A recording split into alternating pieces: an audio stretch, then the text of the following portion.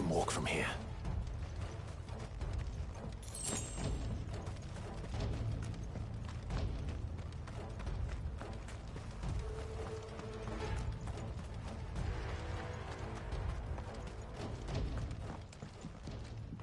Where's Theodore? Upriver! He led the dragon that way to keep it from the village, but the whole area's flooded with ether. We just have to pray he makes it out in one piece. I can do better than that. Torgal, with me.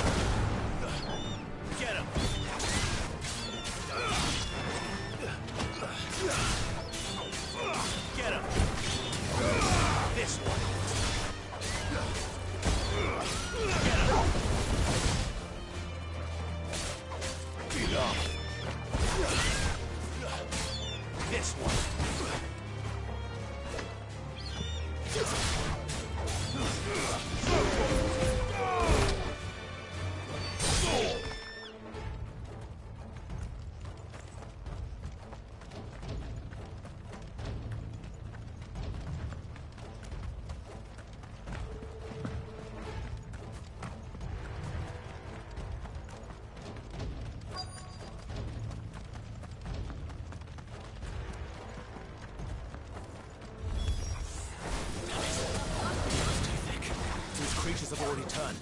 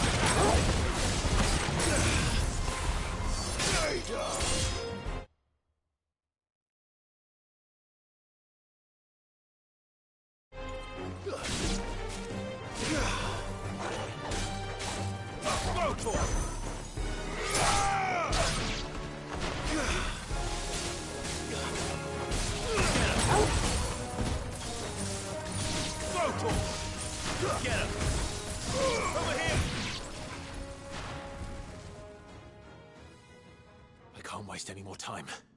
I need to find Theodore before that dragon does.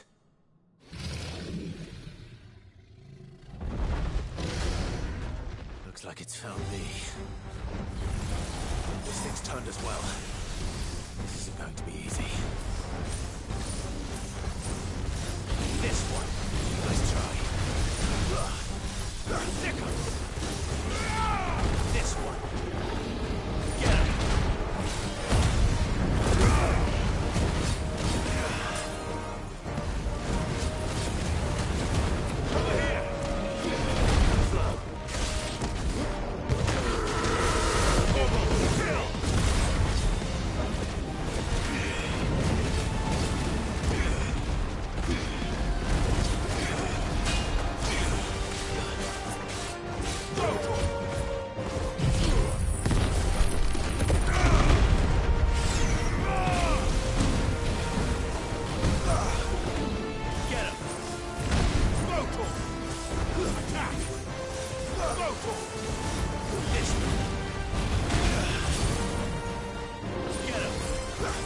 Over here!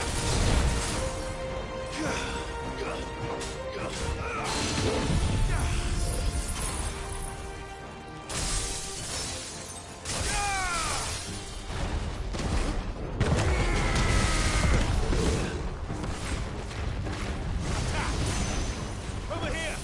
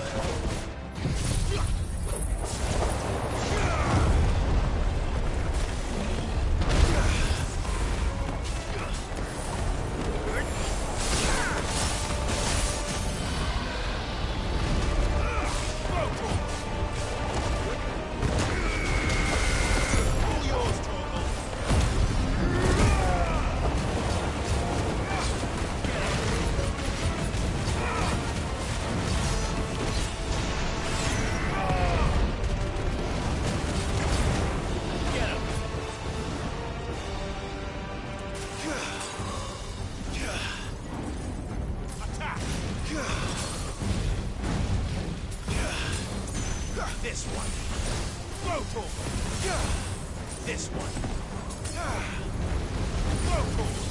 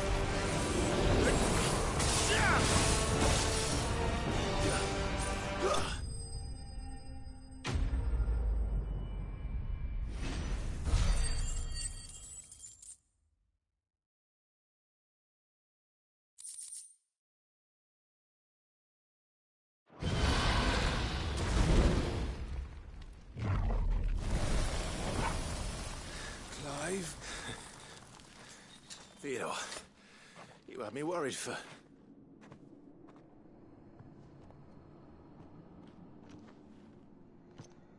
We have to get you out of here.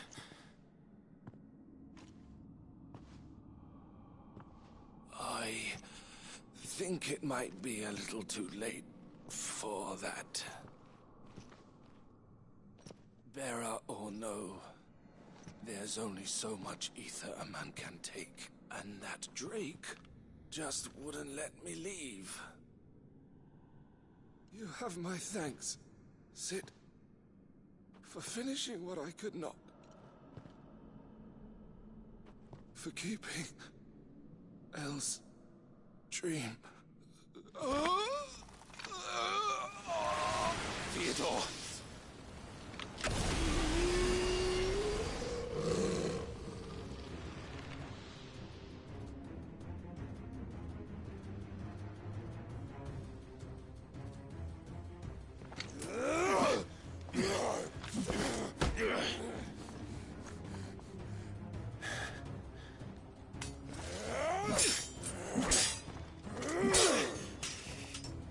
Don't make me do this. Stop it, Theo! Stop! Stay back, Eloise! He's turned. And so will you!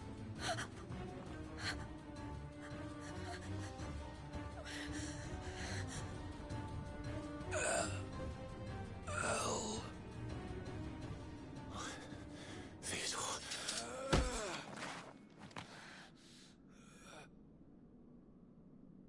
Take care of my sister. Theodore. Wait. Goodbye, El.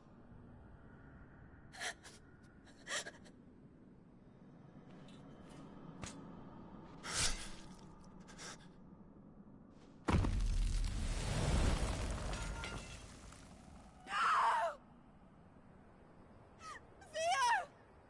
Theo!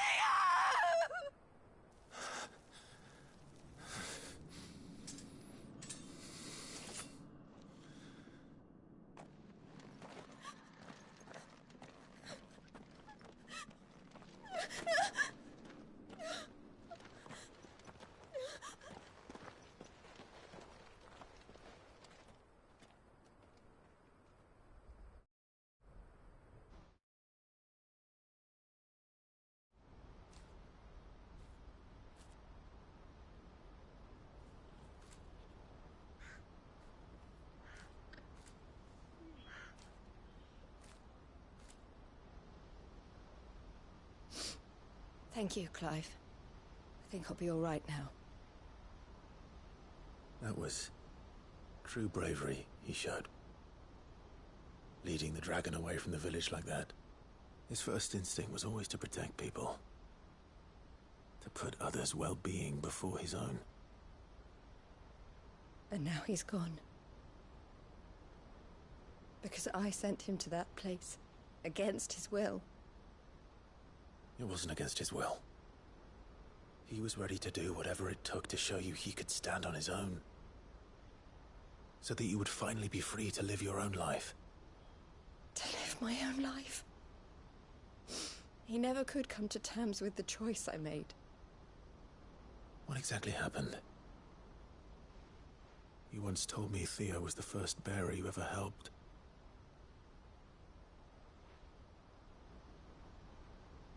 We grew up in Canva. We were born to one of the great trading houses. And I was chosen to inherit the family business. I had my father's head for figures, you see. Theo did not. While I studied the art of commerce, he played at soldiers instead. A late bloomer, in more ways than one. For unlike most bearers, it wasn't until his 15th summer that his powers awakened. My parents tried to drive him out of the house and into the care of the constables. But before they could, I took him into mine. Theo told me something else. He clearly admired your devotion to the cause of freeing others like him from slavery. But he said you deserved a better life than this. He wanted to free you from what he called your bonds, just as you freed him from his. I would be lying if I said I had not wondered from time to time how much easier my life might have been if I had allowed Theo to be taken and devoted myself to the family business instead.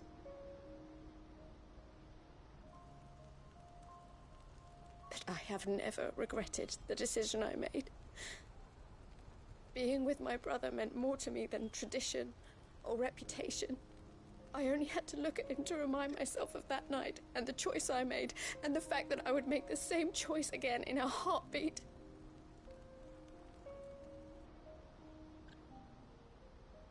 He was never a burden. How could he even think that? If anything, I was the one who weighed him down. You weren't, Eloise. He said it himself, that he had always been grateful to you for saving him, and that he wanted to repay you by letting you live the life you were denied. Neither you nor Theo weighed each other down. You loved one another. You did whatever was necessary to continue living your lives together. And you always would have. You're right. All I ever wanted, all I ever did, it was so we could be together. Oh, Theo. Why did you have to...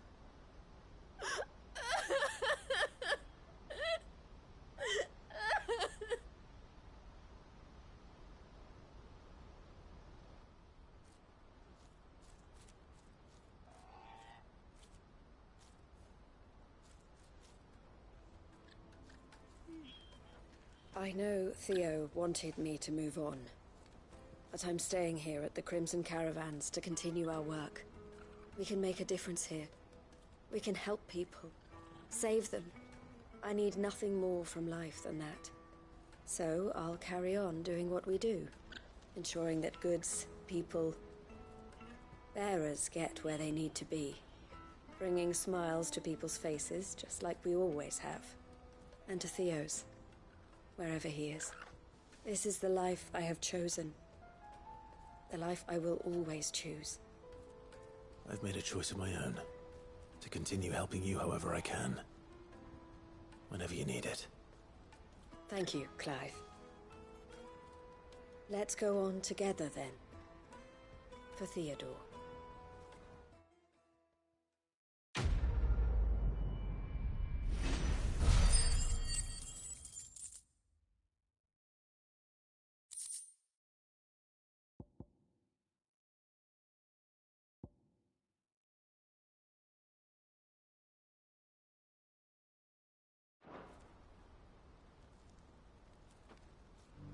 The Crimson Caravans is my family business now, and I would not exchange it for the world. I brought Theo here to be safe, and I have never looked back since. I've never seen Michelle cry before. Is Theo really gone then? He's never coming back? That's true, and we have to look after Michelle, just like Theo looked after us. Eloise isn't the type to give up. Maybe not. What are you looking for?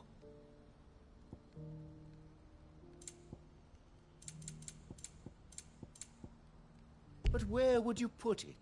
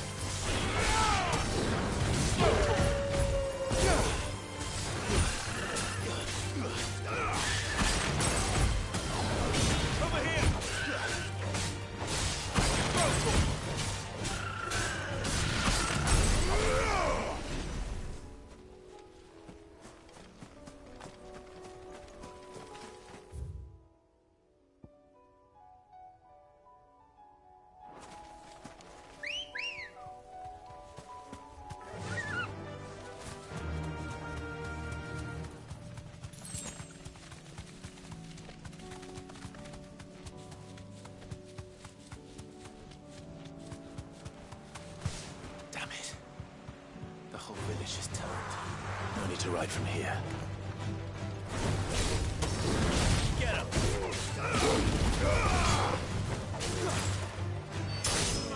Farewell.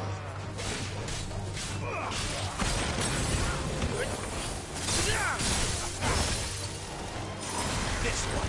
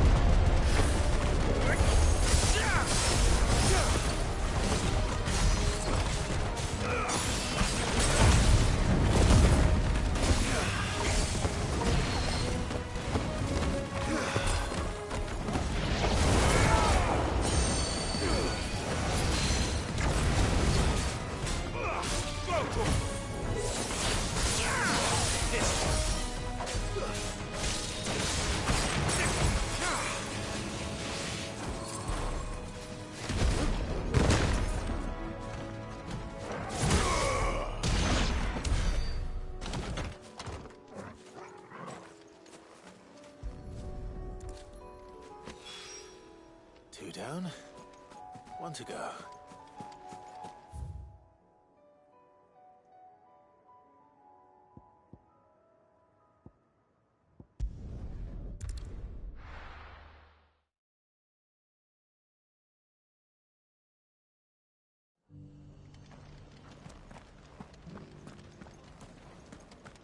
Doris should be somewhere nearby. Assuming she's still here. How do?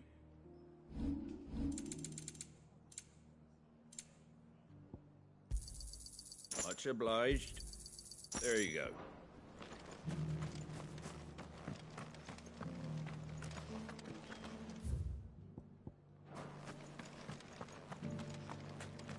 The world seems to be changing so fast lately, I can hardly...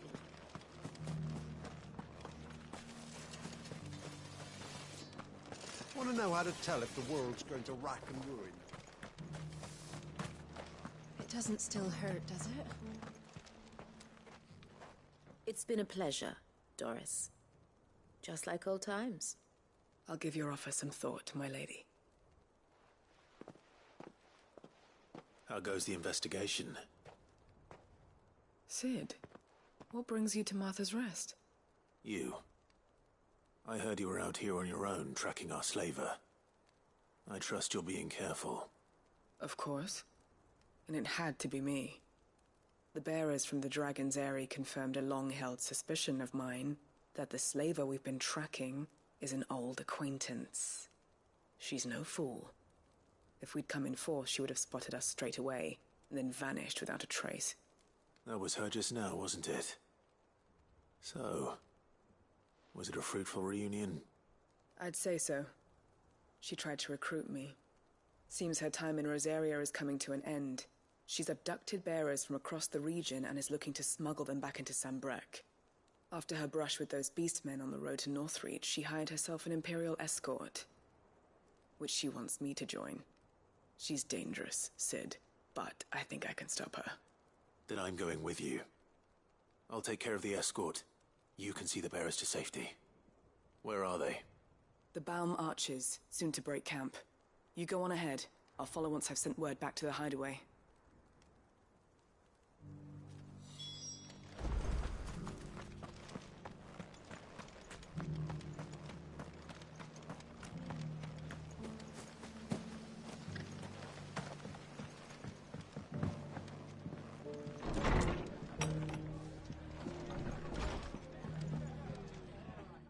Clive, I was just about to send for you. I'd like you to take something to Sir Wade up in Eastpool. Seeds for planting. Thought it was about time they started growing their own food. I'll keep providing them with whatever they need in the meantime, of course. But if Eastpool's going to survive, it's got to be able to fend for itself. As of those poor bearers. They've lived their whole lives in servitude, but now they're their own masters. Small wonder they ain't got the foggiest how to provide for themselves.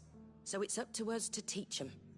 And if you're wondering why you, well, the Wagoneers taking supplies up that way have been coming back with more and more reports of Akashic around the village of late. Sir Wade's putting a brave face on it, but I think even he's starting to worry. And if he's likely to share those concerns with anyone, it's you.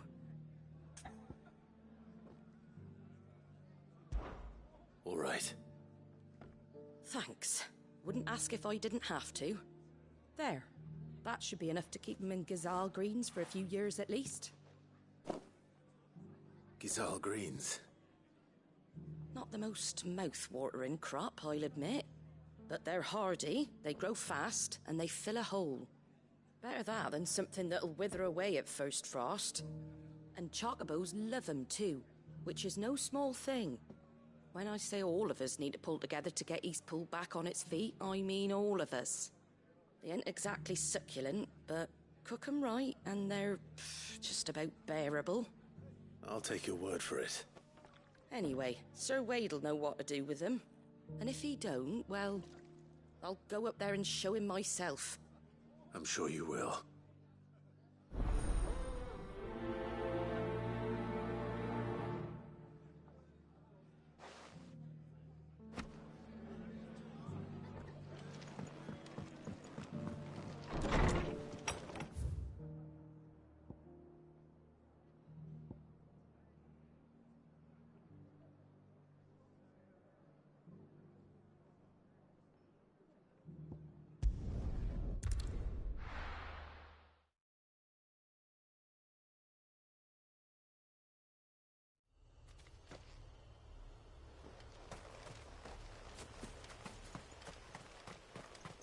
Not here.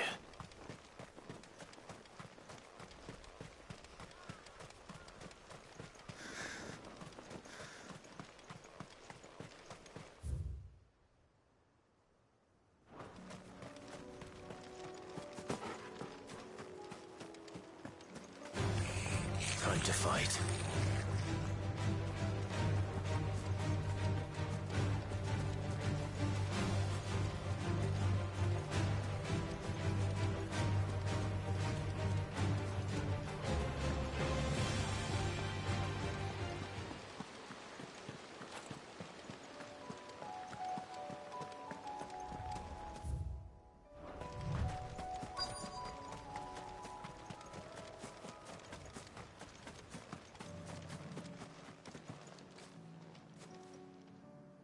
Good. They haven't broken camp yet. How did Doris come to know a slaver, I wonder?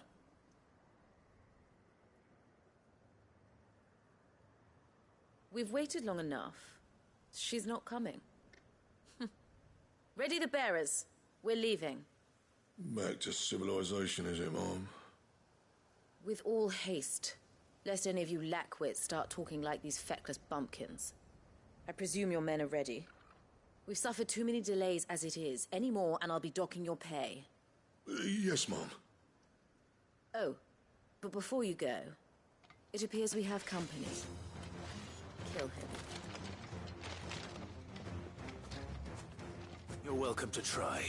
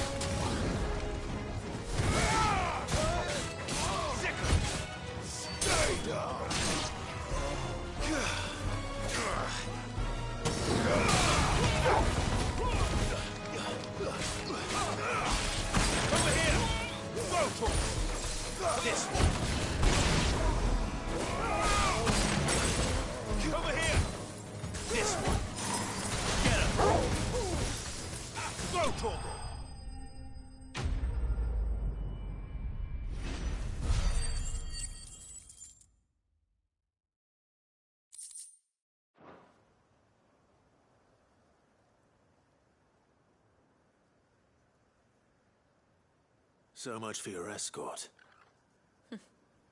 You'll forgive me for not avenging my men. I'm not the swordswoman I used to be. I surrender. Do with me as you wish, Cid the Outlaw. Cid! Ah, Doris. I take it you're not here to rescue me from our brooding renegade? You know, I always wondered where you'd vanished to. But casting your lot with this criminal of all people. Better fighting for a cause than killing for coin. I'm sorry, Cid. I should have told you sooner. This woman, my former master, once trained bearer children to be weapons in service of the highest bidder. She raised me like a daughter, and I did terrible things to earn her favor. It wasn't all terrible. Surely. We had our fun, too. You were always so eager to learn, and had such clever hands. All my other children took either to the blade or to the books. Always either or. But you proved yourself a master of both. That's why I kept you for my own. How about it, my little dagger? Care to swear that blade to me again? I never swore my blade to you, nor will I ever. I fight for a higher cause, to liberate the bearers of this world. Farewell, Master. Thank you for making me the weapon I am. You always were a righteous child. Perhaps that's the reason I loved you so.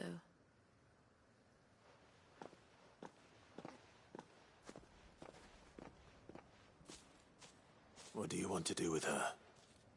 I am not the killer she wanted me to be. Not anymore. And she no longer has friends in high places. The Dame does, though. Her connections at the Imperial Court will see that justice is done. All right. If you're certain. I am. And thank you for everything. Now, I better let these bearers know that they're safe.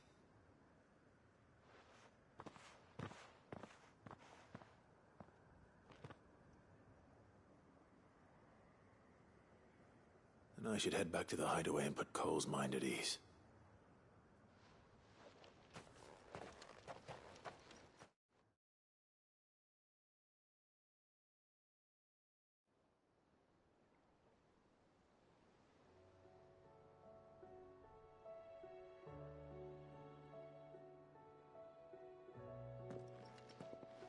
Welcome back, Cid. Doris's message just arrived. I hear you saved more bearers from being smuggled across the border. With any luck, they'll be joining us in the hideaway shortly. Oh, and your letter. You don't need to worry about Doris anymore. I'd been hoping as much. She mentioned one or two things in her report. So the slaver we'd been chasing all these months was her former master. Wish I'd known. She's been arrested, by the way, over in Sanbreque. Went quietly, or so we're told. And she won't be getting off lightly. The Empire may have no love for bearers, but it's none too fond of black market traders either. Can't have been easy for Doris. I'm sure it wasn't. But don't worry. She'll be all right. Hope so. Suppose you should know, eh? You had quite the past yourself before you came here, or so I understand. Anyway, thanks again, Cid. The Cursebreakers would be lost without Doris. And you, of course. Keep up the good work, Cole.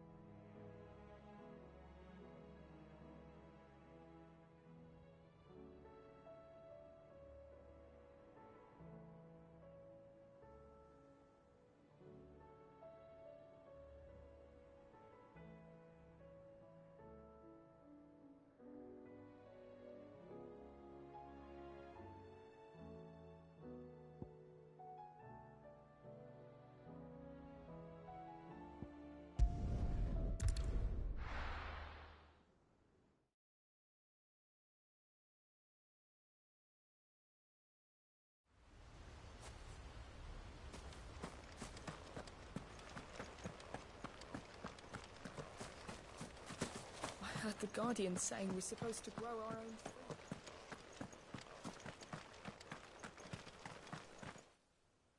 Ah, Lord Rossfield. What brings you to Eastpool? A delivery from Martha.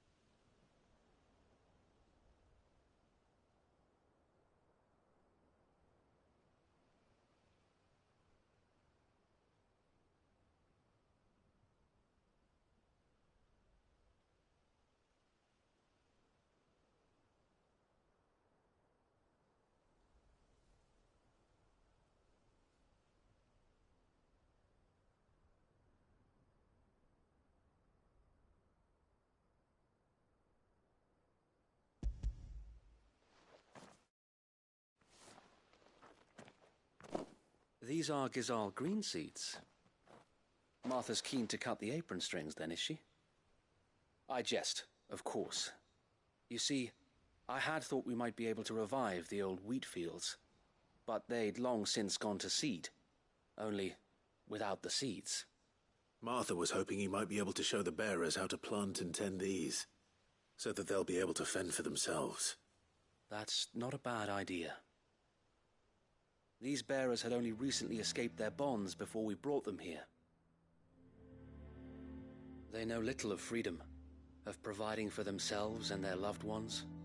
Unless we teach them how to live like free men, I fear that all we have achieved in bringing them here is to exchange one master for another. Not that myself and the Guardians have been the best example to them so far, subsisting almost entirely on Martha's charity as we do. It's about time we all started to provide for ourselves, bearers and Guardians alike. Unfortunately, we've been a little too busy of late to focus on much besides bolstering our defenses. There have been alarming reports of... The Horde is closing in. They're coming, so wait, all of them. Damn it all, I thought we'd have more time. Gather the men in the square. Send to the rest for reinforcements. Yes, Sir Wade. The Horde. A Kashek, a veritable legion of them. They've been seen prowling around the northern reaches for a while now. We don't have the numbers to hold back a swarm that size. I had hoped to build a perimeter wall so that myself and the Guardians might be able to defend the village, but... Now you're out of time. Precisely. If reinforcements from the rest arrive before they do, we may just scrape through, but I fear that's rather an enormous if.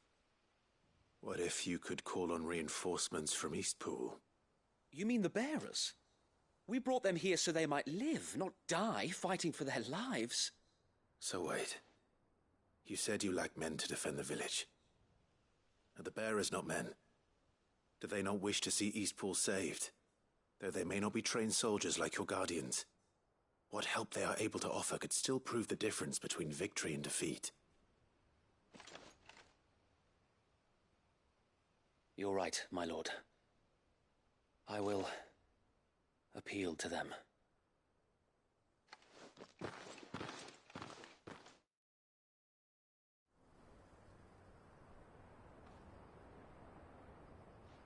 My friends, I humbly beg your aid. We Guardians are few and our enemies many. But I swear we can defeat them with you at our side. You would send us to the slaughter, to serve as bait for those fiends so that you and your men might be spared. And to think we trusted you. Say what you will, a home is not worth dying for. But it is worth fighting for. Sir Wade fights to give you lot a chance. Just like I do. Just like Sid does. We all wanted to give you a home where you could be free. And you got one, didn't you? This place, Eastpool. This is your village. Your home. And if you don't fight to protect what's yours, you'll lose.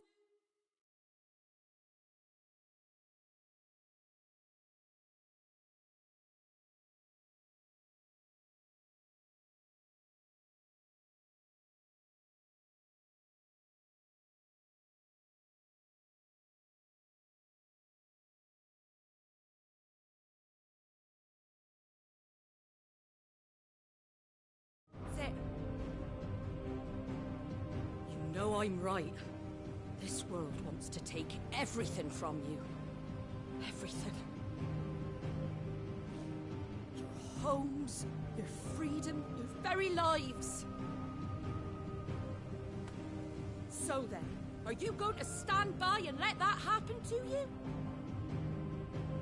Are you going to accept fate like good little Bran did and die, having never stood up for yourselves? Or will you fight like free men and women?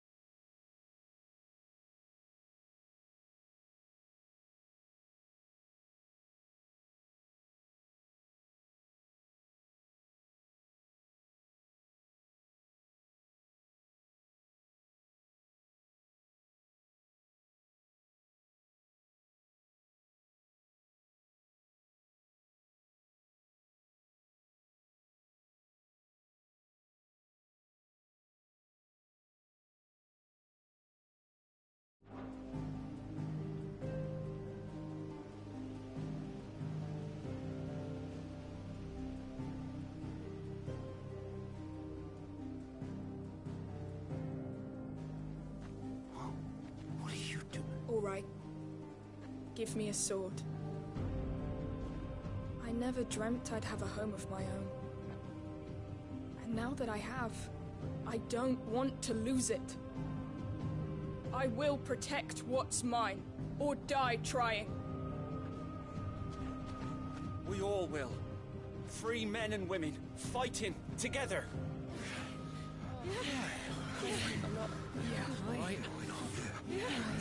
For Eastpool! For Eastpool! Let's go.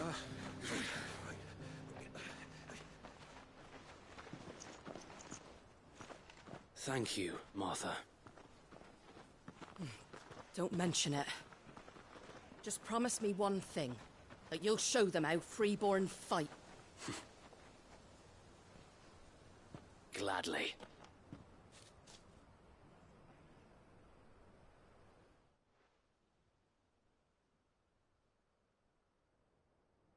Well, if it was numbers you were lacking, you certainly won't be now. Thanks to you. Me? Oh, I just love the sound of my own voice. Lord Rosfield, my lady, we're ready. So what's the plan of action? We'll divide our forces into several small detachments, each made up of guardians, bearers, and guards from the rest. These will position themselves at strategic points around the village. Upon engaging with the Akashic, each detachment will keep the creatures occupied as best they can, steadily retreating all the while. You're going to lure them into the village? I am. We will have neither the time nor the resources to treat the wounded, so injuries must be avoided at all costs. Instead, we will focus purely on defense at first. By coordinating our withdrawal through the use of messengers drawn from among the bearers, we will aim to have the swarm converge at a point of our choosing. With luck, That point will be the village square. The perfect place for our most able warriors to surround them and fall upon them. And for you and I to finish them off. A sound plan, but one that'll require a leader with a cool head and strong nerves to coordinate the retreat. I'd say you have both in abundance, Sir Wade, but you'll be needed. Please, leave the last of the fighting to me. Ha! And let you have all the glory. Sir Wade! They're here!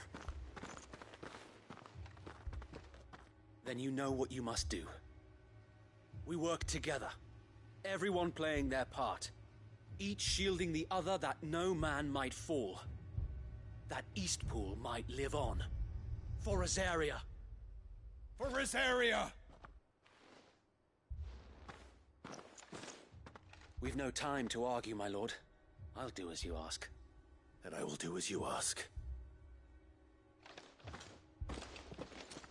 Suppose we'd better do our bit too then, eh? Right you are, Martha.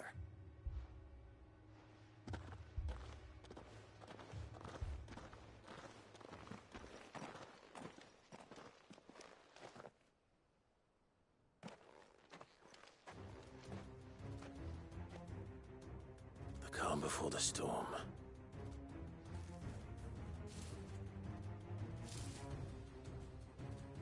And here it comes. I will not let this village fall. It's over. Get him.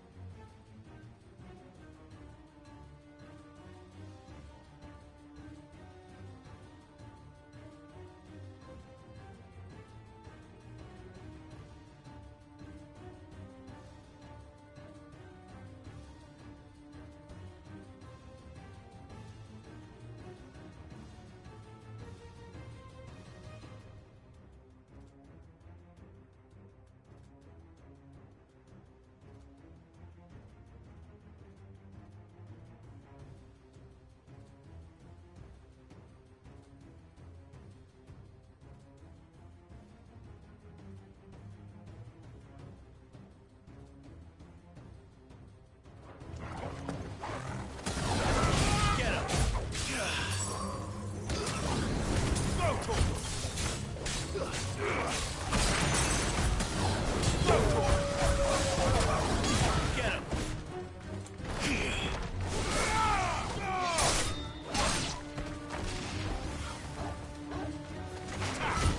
well.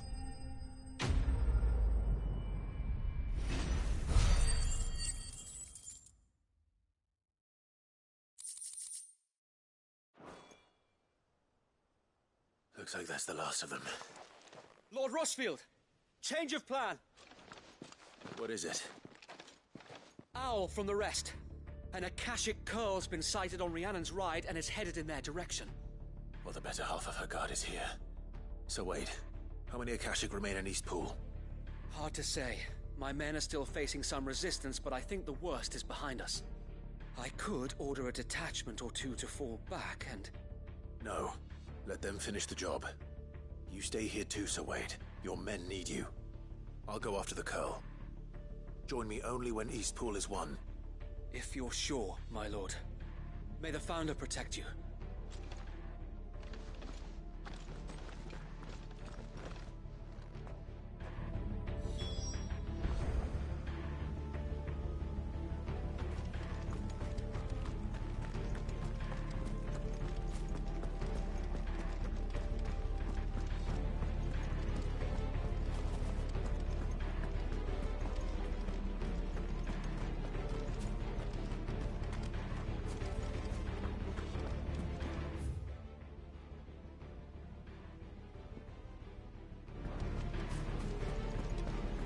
Next one's mine. I might not know why. The Curl was sighted on Rhiannon's Ride back towards Martha's Rest. Founder speed you, my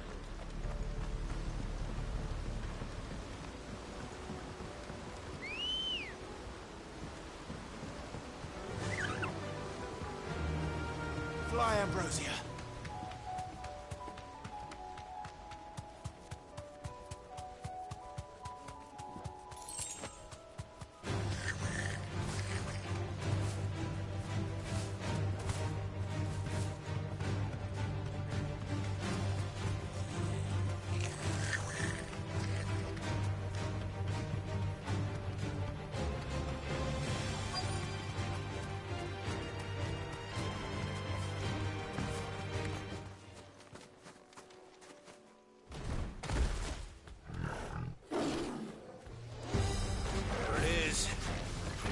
With me, Torgal.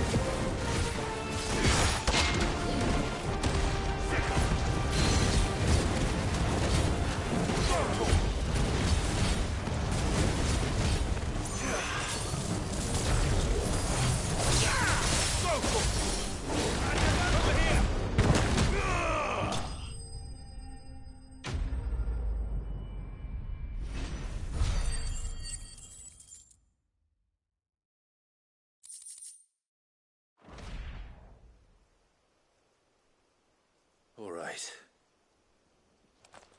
Back to Eastpool.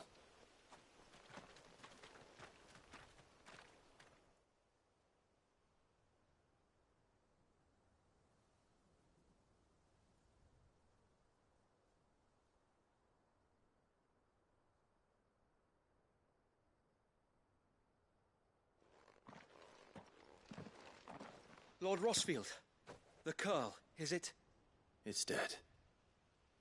Thank the Founder for that. And for you, my lord. We were able to eradicate the rest of the Horde. I have guardians posted around the village to keep watch for further attacks, but all seems quiet for now. I hesitate to say it, but I think it might be over. I think it might.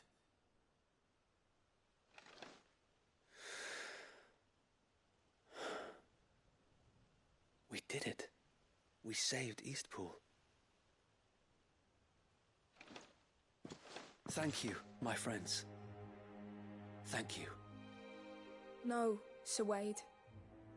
It's us who should be thanking you. You brought us together.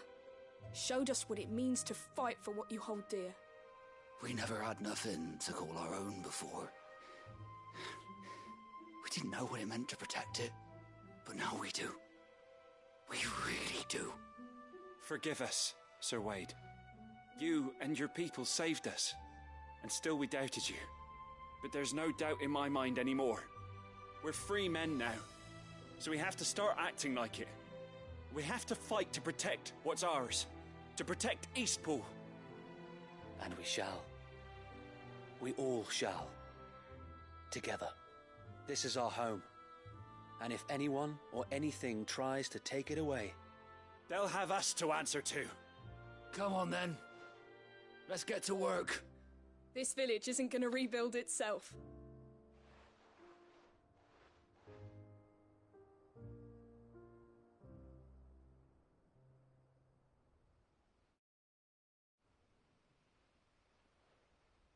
They're not slaves anymore. No. They're Rosarians. Your father took pity on the bearer's plight, and I believe if he were still with us today, this is what he would have wanted. I believe you might be right. I shall remain here, my lord, and do what I can to help rebuild the village. After all, this is my home now too, and I could hardly call myself an Eastpoolian if I didn't pull my weight. I think you'll find it's Eastpudlian, Sir Wade. But you should be proud all the same. I'll have to pull my weight too. Can't have the rest getting outclassed. Speaking of which, I ought to be getting back. Can we continue to count on your support, Martha? Of course, and I'll be counting on yours too. Us Rosarians have got to stick together, haven't we? Indeed we have. And Clive, come by the Golden Stables when you get the chance. I ain't paid you for delivering them seeds yet. All right. I will.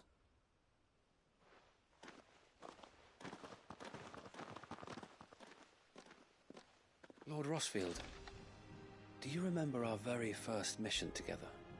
Clearing the goblins from the Stillwind marshes? How could I forget?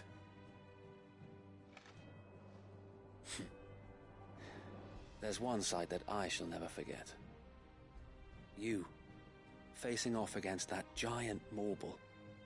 Not a trace of fear on your face. Since that day, there have been more than a few times when I felt like giving up. When the odds seemed so stacked in the enemy's favor, I thought I may as well just lay down my sword and surrender. But every time, I would think back to the look in your eyes that day and remember what it means to be a shield. Know that whatever trials Eastpool may face, I shall never lose courage. Thanks to you. Sir Wade, you have always been a true shield. I know that Eastpool, and indeed all of Rosaria, will be safe in your hands. Thank you, my lord. I know the rest of the world will be safe in yours. I'll do my best. Thank you again for all you have done for me and mine, my lord. You may rest assured that Eastpool will be safe in my hands. Thanks to you.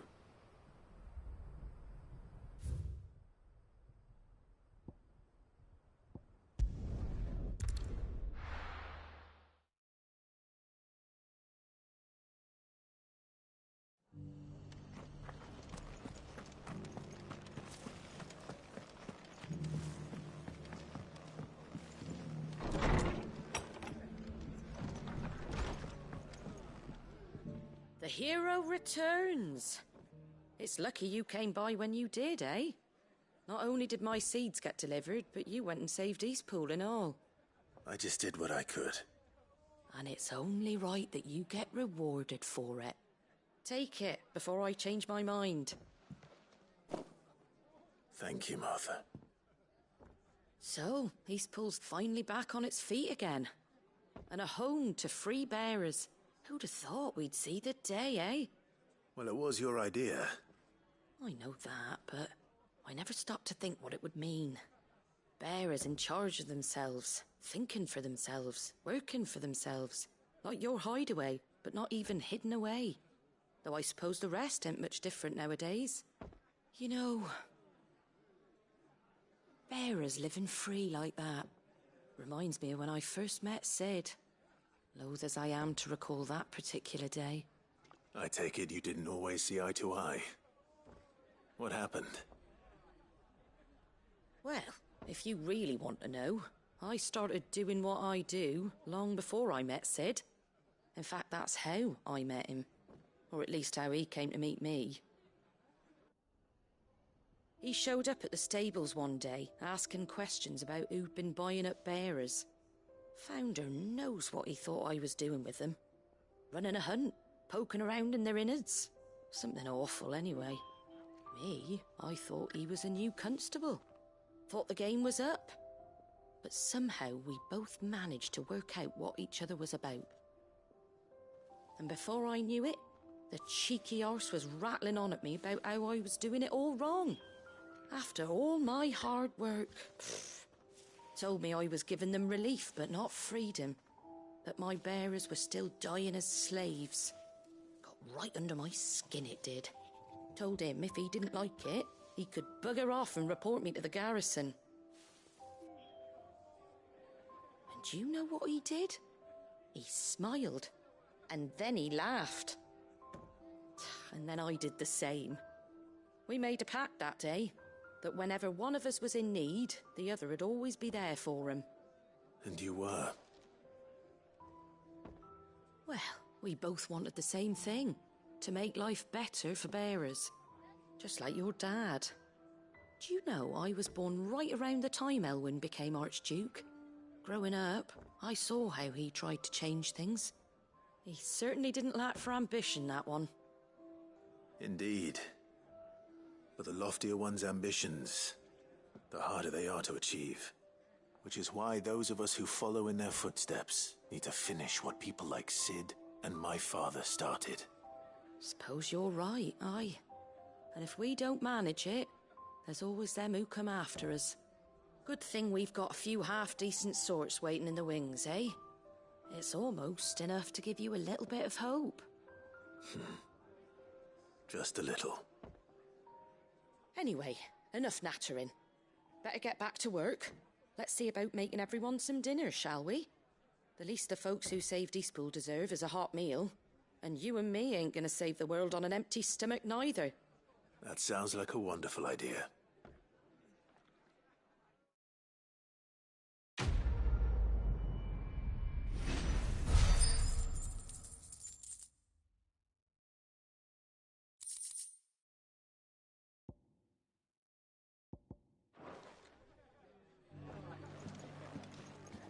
Don't worry, Clive. You went alone in this fight. Whenever you find money, men, or a bowl of hot stew, the stable's door is always open.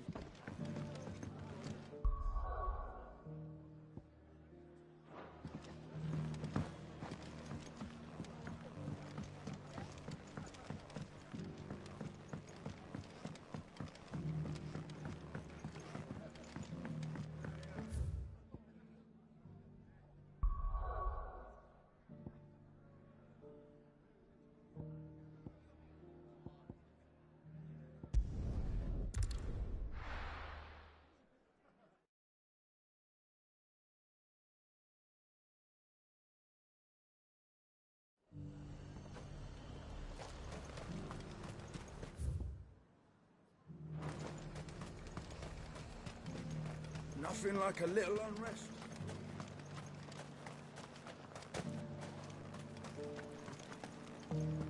There were ghosts at the gates, not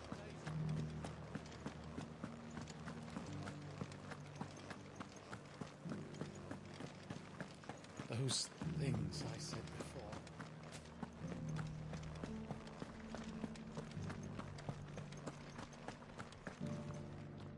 Oh, Clive. What am I to do? My wards and I may soon be without a home. What's happened?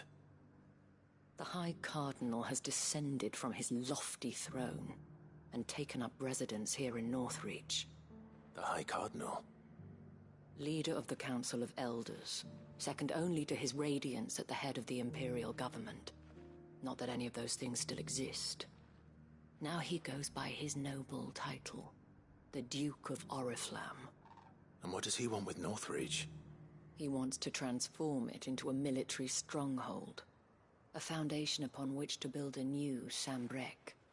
He's already secured the support of the various army remnants, with promises that they shall be afforded the respect they deserve in his empire. One built on the confiscated property of the people. He would rob the populace to pay for it. Believe me, I have used every means of persuasion to discourage him from this folly. But for whatever reason, he will not listen to me. What does Captain Philippe make of this? When the town was under attack, it was him the soldiers rallied around. Couldn't he use that influence again? How? By speaking out against one of the most powerful men in Sambrec. A man whose stated aim is to revive the empire Philippe's comrades swore to serve, and to improve the soldiers' lot within it. The captain can offer them a regular supply of gruel, and an occasional trip to the Vale to help them forget the terrors they face each day. The Duke offers them a vision of strength and safety. No. Any attempt to incite mutiny would cost Philippe the support of his men, if it did not cost him his life. But given the mood around town, mutiny may yet be unavoidable. The people have little appetite for further deprivation, least of all when it serves only to elevate others. And who could blame them? Clive, would you appeal to the Duke on my behalf? For your services to Northreach, you have the respect of the soldiers, and they will take you to His Eminence if you ask them. And unlike Philippe, no bonds of loyalty prevent you from speaking your mind to the man. Well, will you try? You could hardly fare any worse than I did.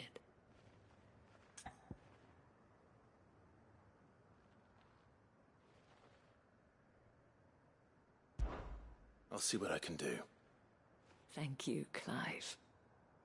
Tell me then, where will I find this Duke of Oriflamme? In the garrison? Overseeing the troops, yes. All right. Wish me luck.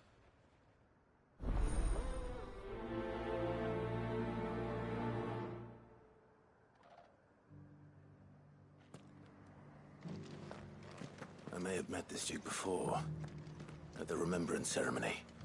Let's hope I didn't make a strong impression.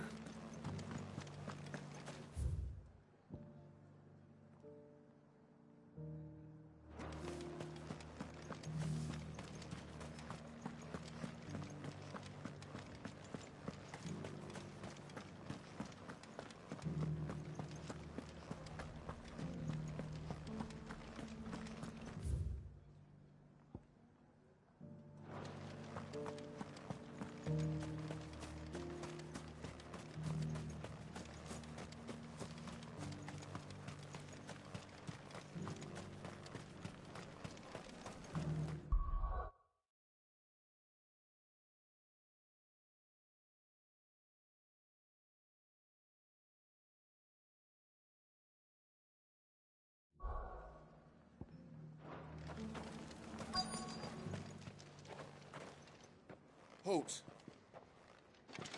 Oh, sorry about that. You're the dame's man, aren't you? You got some business with the captain? No, actually. With the Duke. I was hoping I might be able to speak with him. We're under orders not to let any civilians pass. But you should be all right. His Eminence has heard all about you and your heroics. Wait here. I'll go and ask.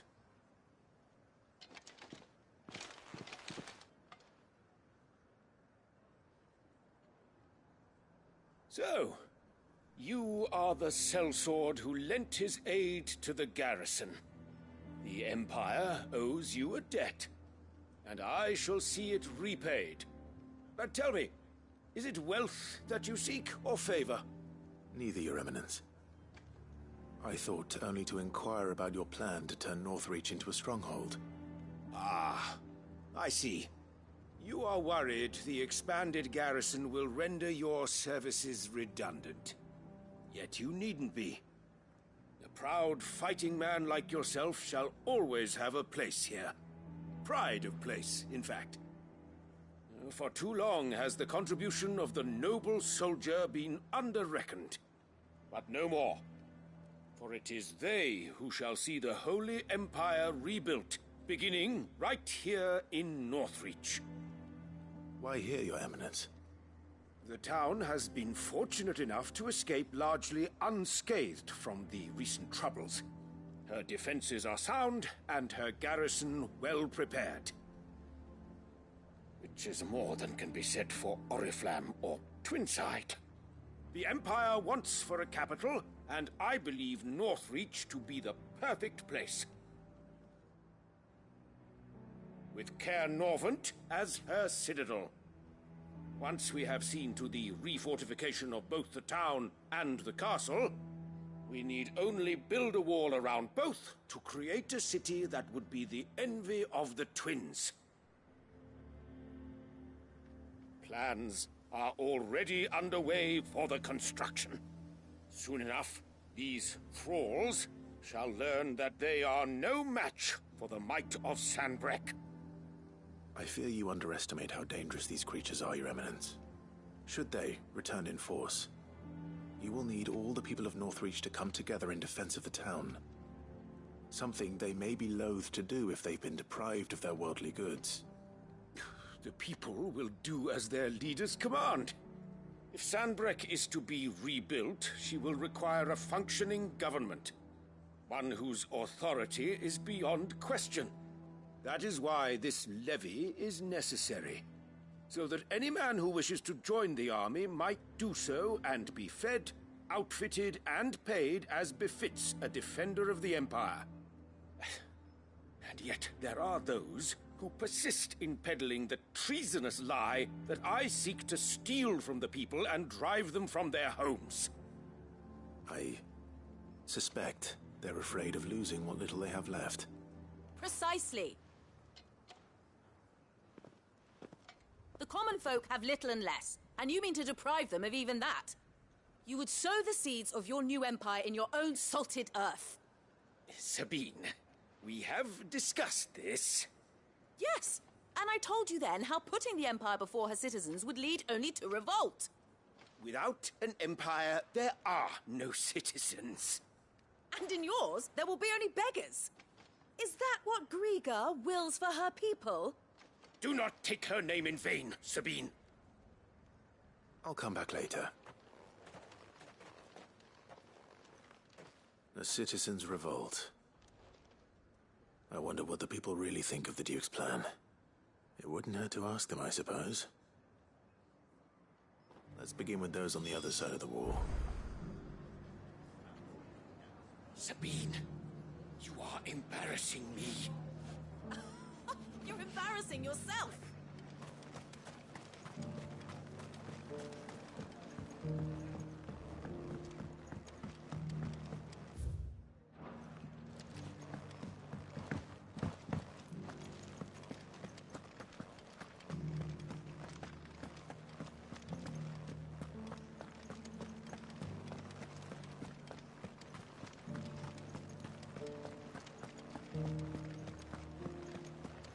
There were ghosts at the gates not days ago.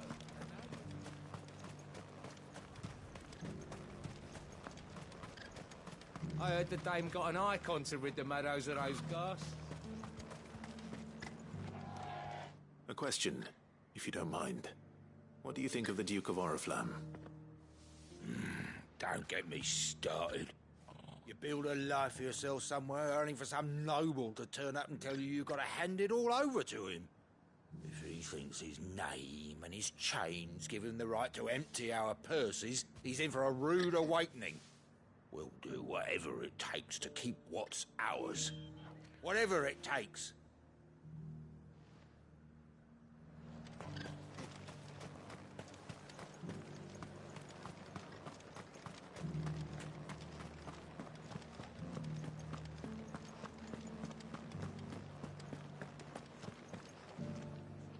All right there.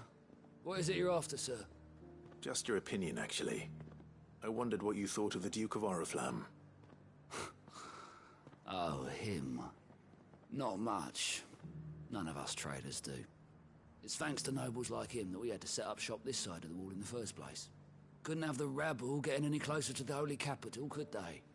And now he's trying to drive us out completely, threatening to take everything we got from us if we don't clear off. If the dame said she wanted him run out of town, I'd be straight through that checkpoint, tar bucket in hand.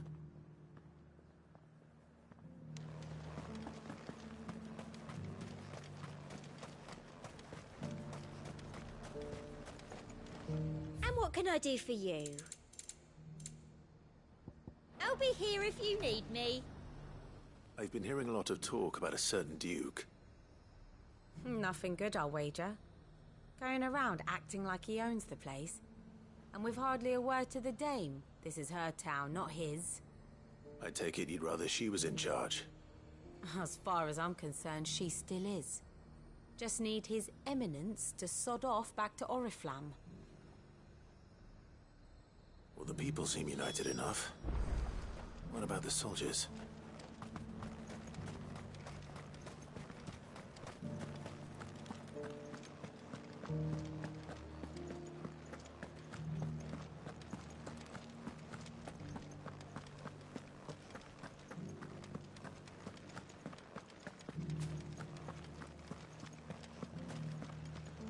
Excuse me, do you have a moment? I wondered if you'd mind sharing your thoughts on the Duke of Oriflamme. Well, he's made a lot of enemies coming in the way he did. But, I mean, look around us. You can see the state the realm's in. The traders might not like having the screws put on them, but if they volunteered a few more of their hard-earned gil before things got bad, maybe they wouldn't have to. I think the Duke's got a point when he says rebuilding the Empire's the best way of making sure we're all protected. And if that means people who don't know one end of a sword from another have to make way for those who do, well, that's just how it goes.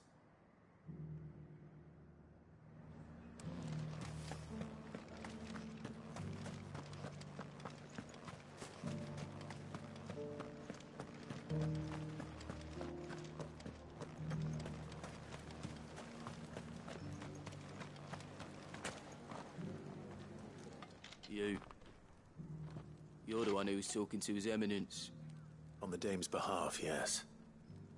I was trying to persuade him not to take the people's goodwill for granted, but it seems my words fell on deaf ears. What do you think of his plans? I'm a soldier, mate. He tells me what to do, not the other way round. Listen, I've got nothing but respect for the dame, but I've got a family to look after. That's where my loyalties lie, not with the town or the Empire, but with my wife and children. If the Duke can get us the men and the equipment we need to fight off those blue-skinned bastards, I don't care how he does it.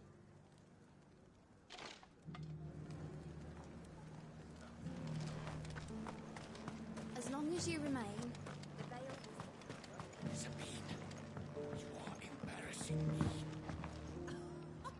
I hear the Duke of Oriflamme plans to turn this town into some sort of fortress. Do you think that's a good idea? It's not for me to say. All I know is that unless the Emperor orders me otherwise, His Eminence's word is law. Look, no one likes all these taxes and tariffs, but empires don't come for free. Once Sanbreque is back on her feet, we'll all reap the benefits. Let's see what Philippe makes of all this.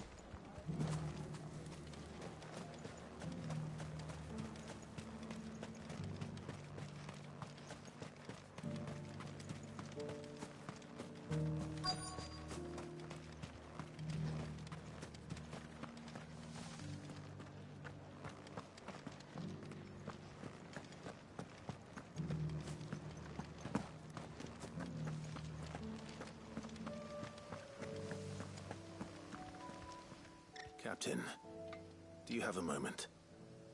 For you? Certainly. Clive, wasn't it? Thank you for last time. How can I help you?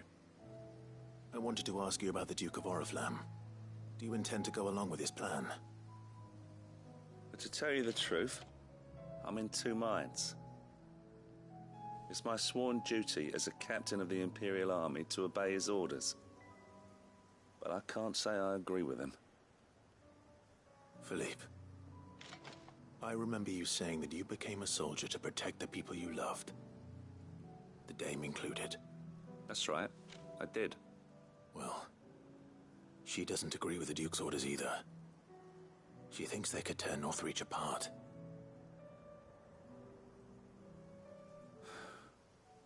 And she's probably right. Thank you, Clive. I know what I need to do now. Protecting the people I love is what matters. Doesn't matter how. Well, duty calls, so I better go. Thanks again.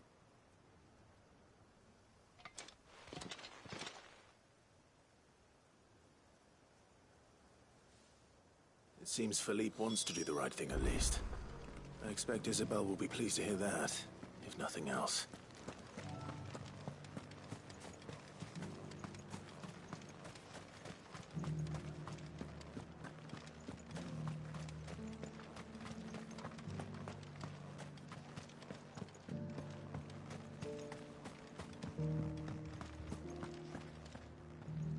Ah, Clive. How did you fare? Were you able to speak with the Duke? I was, but...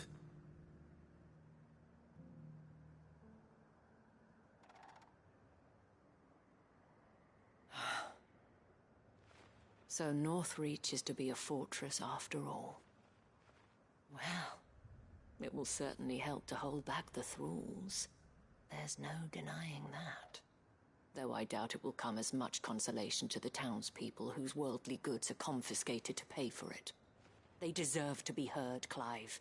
To have a say in this new empire the Duke means to build. Sadly, His Eminence values their obedience more than their opinions, and hopes to reassert the authority of the state. I fear he sees the people as mere pawns on his chessboard to be sacrificed for the greater good. Needless to say, they themselves are of a different opinion, and would rather their destinies were in your hands. The soldiers, meanwhile, are content to follow their orders. And not just because of the Duke's rank, but because of his vision. I thought as much. Had I sworn to protect Sanbreque, I dare say I too would want nothing more than to see it rise from the ashes. Thank you for trying. But the battle is lost. I don't know about that. What happened to your uniform? I handed it in, along with my resignation. Told the lads I wished them well, but that I owe it to those I love to call it a day. But why? Because I realize what really matters to me. Not following some nobleman's orders for the sake of it, but protecting what I care about. Protecting Northreach. I honestly don't know when those monsters will return, but I'm certain they're not finished with us yet. And when they do come back, we need to be ready for them. We need to stand together, all of us. And with you to lead us, milady, I reckon we can do it. It was you who finally convinced me, Clive. There's no point following orders if they go against everything you believe. Indeed. All of us, standing together. That has always been Northreach's best hope, and one which still lies within our grasp. We have only to turn our attentions to the true enemy. Thank you, Philippe, for showing me what I must do. Anything for you, milady. Speaking of standing together, would you mind if I borrowed a few of the lads from the Vale to help keep watch around the town? I fear His Eminence has loftier tasks in mind for the guard. Not at all. Be my guest. Wouldn't be the first time.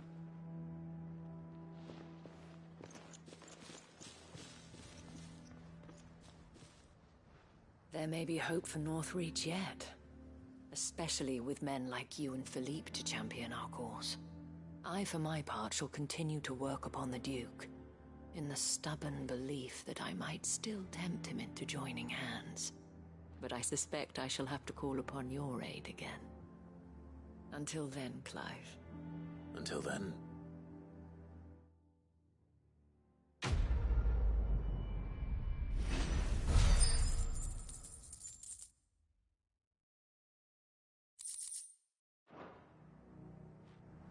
Despite my repeated advances, His Eminence has proven a difficult conquest. Fortunately, I am nothing if not persistent. But, be that as it may, I might yet need you to press the point.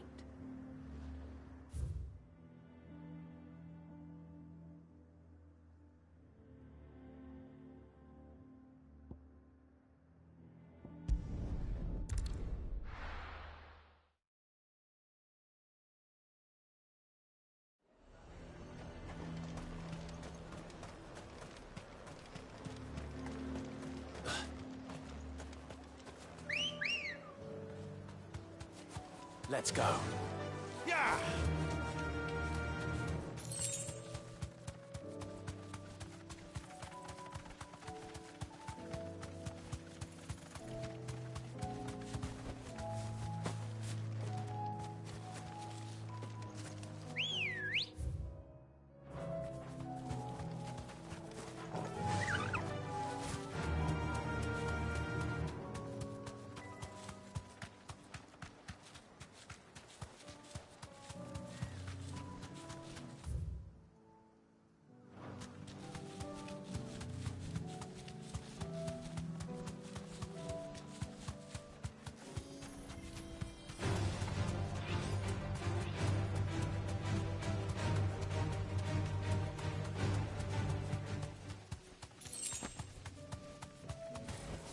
Enough of you, are there?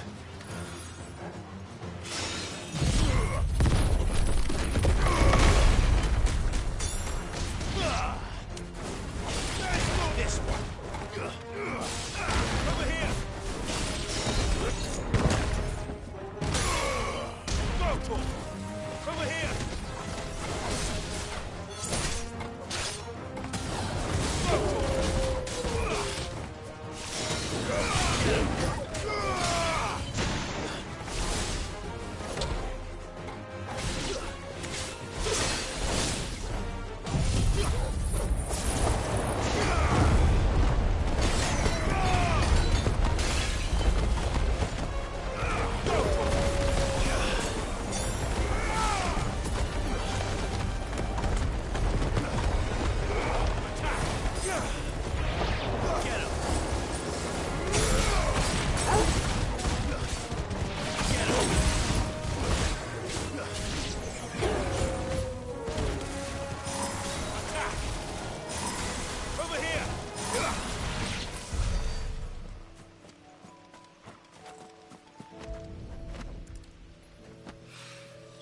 That's all of them. Owain can uncross his toes now.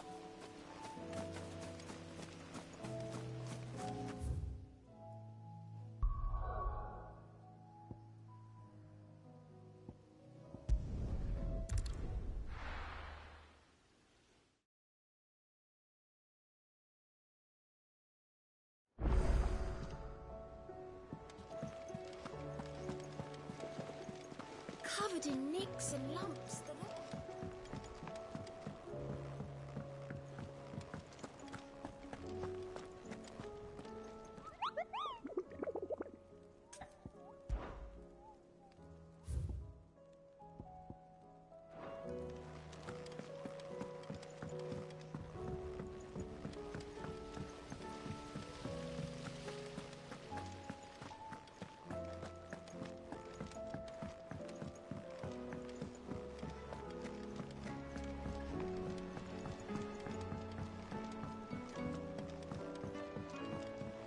How was she? The Enterprise, I mean. Ah, Sid. Wasn't expecting you back so soon. So, is it good news or bad? Good, thankfully. Here. Ah, that's brilliant! Thanks a blimmin' million! I'll fit 'em to the smelter right away.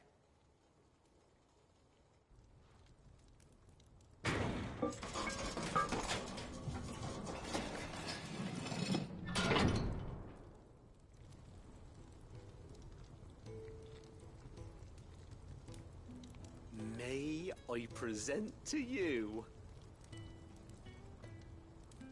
the Telemon Furnace! Ain't bad, is she? She's a beauty. You saved my bacon again, Sid, and I ain't about to let your good deed go unrewarded. It's fine, really. My bag's flexible enough already. Oh, don't say that. I'm sure I can make a few improvements to it yet. You could just buy me a bigger... How about that clasp? Looks a bit stiff. Reckon you could loosen it up and make some more room? And I reckon I know how. With a new alloy we've been working on. The Telemon Furnace was just what we needed to perfect it. It's a metal, see? So it's lovely and strong, but it's also, well, stretchy, if you can believe it. Stretchy metal. Well, if you insist. That is the spirit. You'll love it, I promise.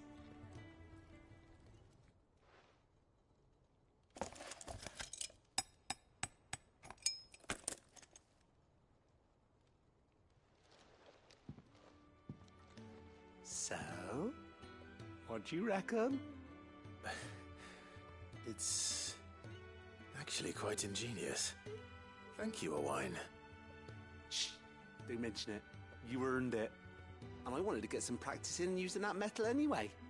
Reckon we'll have all kinds of uses for it around the hideaway. Can't think of any right now, but that's our job, innit?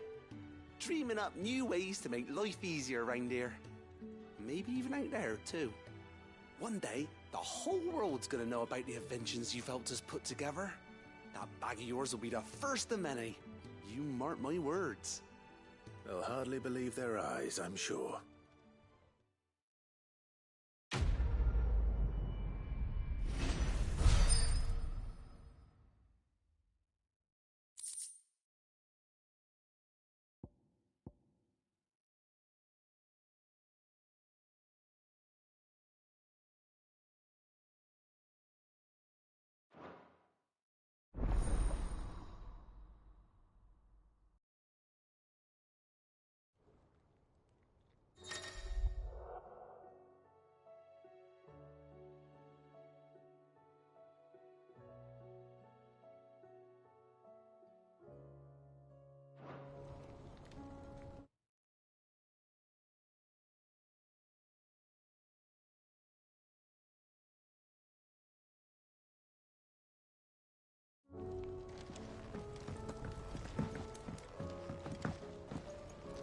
Right then, let's get back to work. These world-changing inventions ain't gonna invent themselves. So, she don't need sails?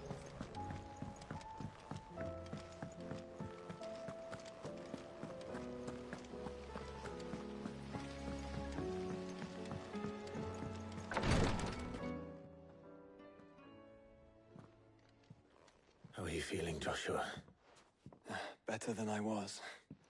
But not nearly as well as you should be. Your cuts and burns may have healed, but your body still bears the burden of every spell cast. And what would you have had me do? It was no ordinary foe we faced. It was the Warden of Darkness. Yet still, it was not enough.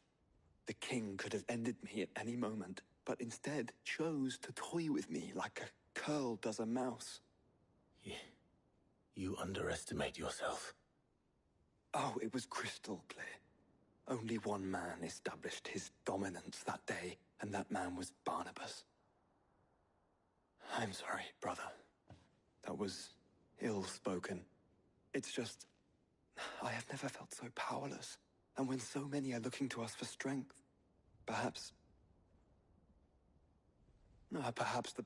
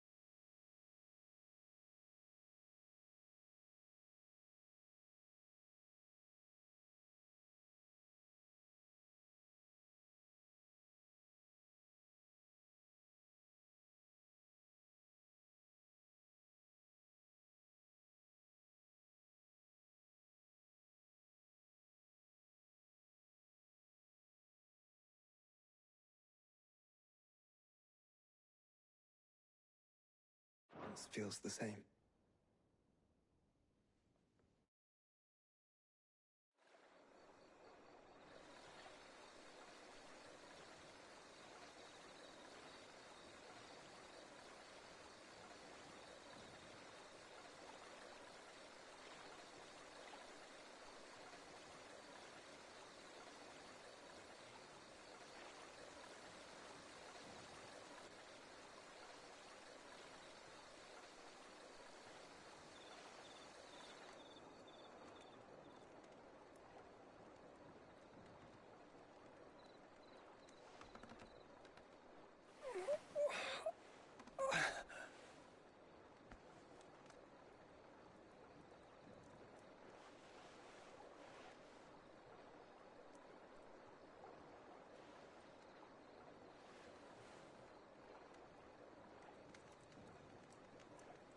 What is this place?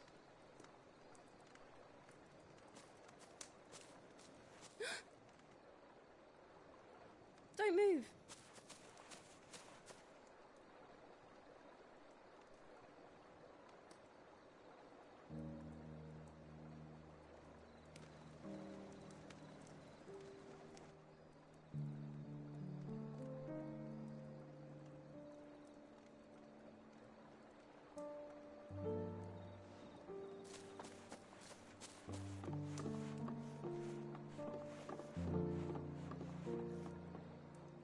Here, it's fresh from the well.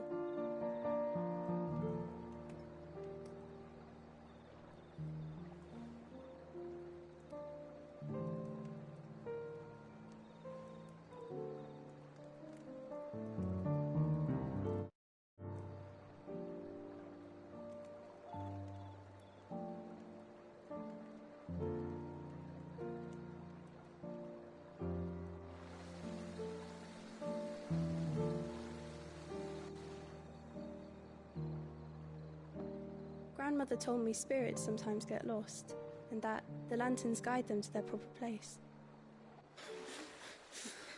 I set one on the river for her when she passed away.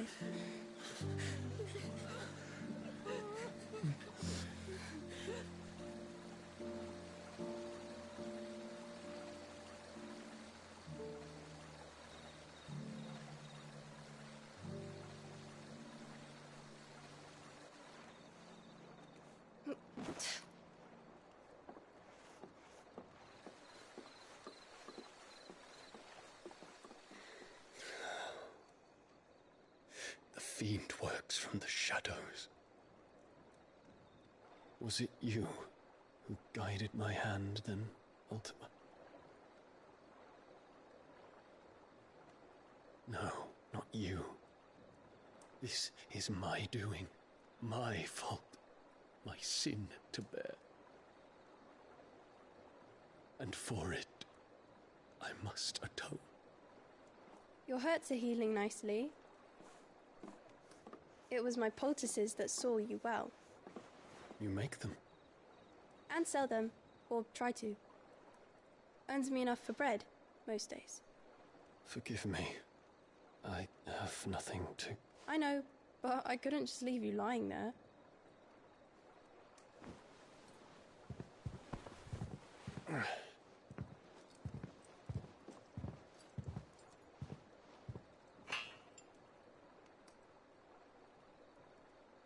You're going then? Of course. I'm healed. Thanks to you and your poultices. Will you promise to come back and visit?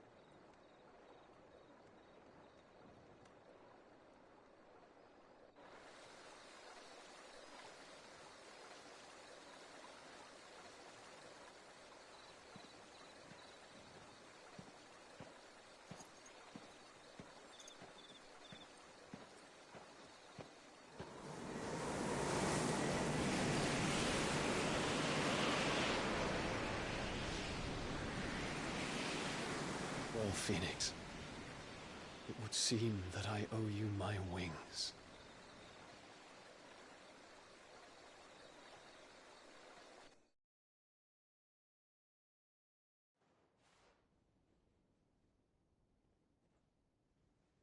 Perhaps he can find an answer. You will be returning to Waloed soon, I gather. I see no reason to wait. Then neither do I. I can think of a few, but I doubt they'll stop you. You will take your medicine. Of course, Lady Daya. Set on leaving already, are you? How long will it take us to get back to Ash? Dunno, about the same amount of time it took us to get here. Maybe less, if your uncle can find someone trustworthy to patch up the Enterprise. All depends on where we're putting into port, mind. Yes. It's not as if we can put ashore wherever we choose. We have to assume that the whole of Ash is hostile, and that we'll be attacked on sight.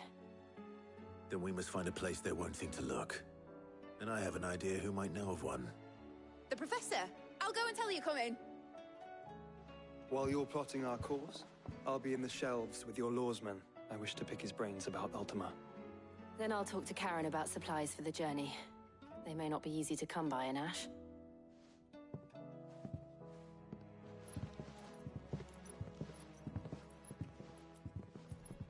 Your brother's body won't take much more of this recklessness. You know that, don't you? I do.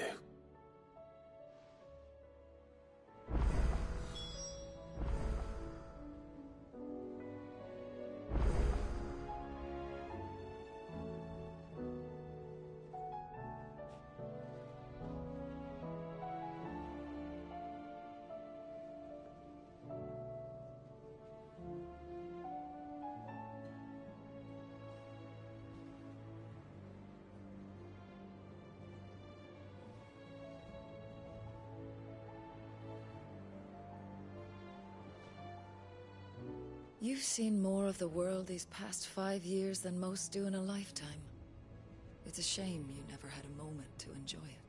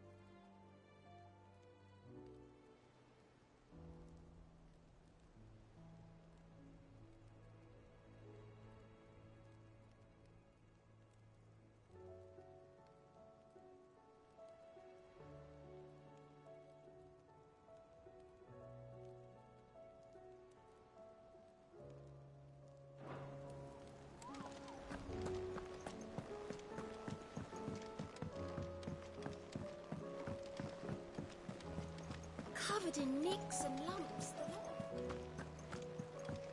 Come back.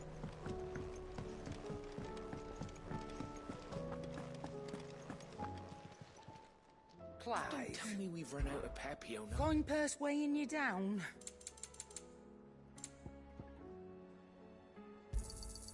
You'll not find a better price than that. Finished, are you?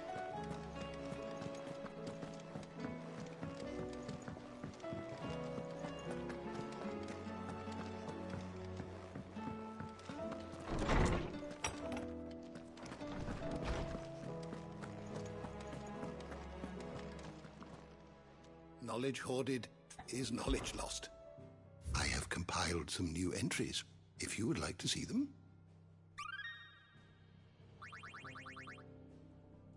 What subject shall we consider today?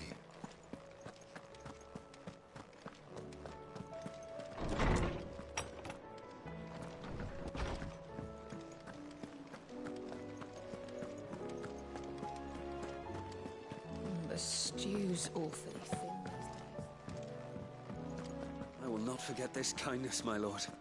I shall go, Therese.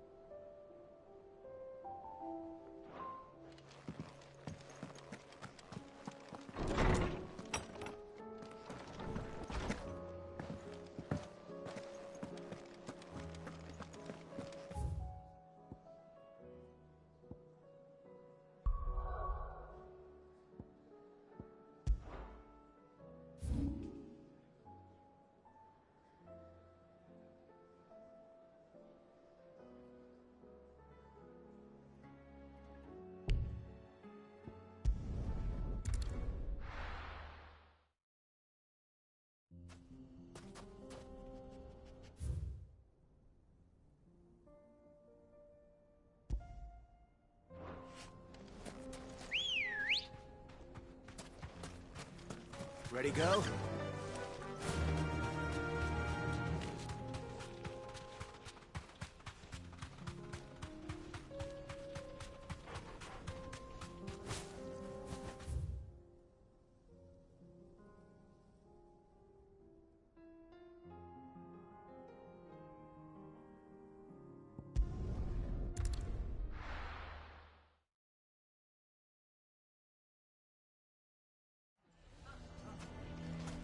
Why the hell did Victor take them?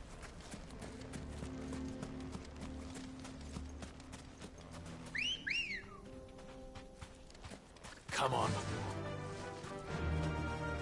Run like the wind. How the hell did that...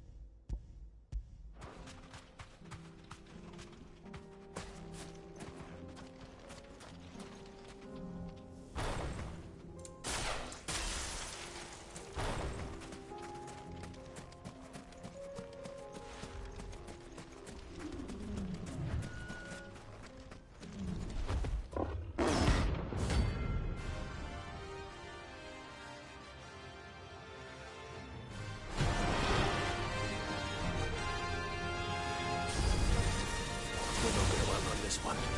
Stay close, Torvald.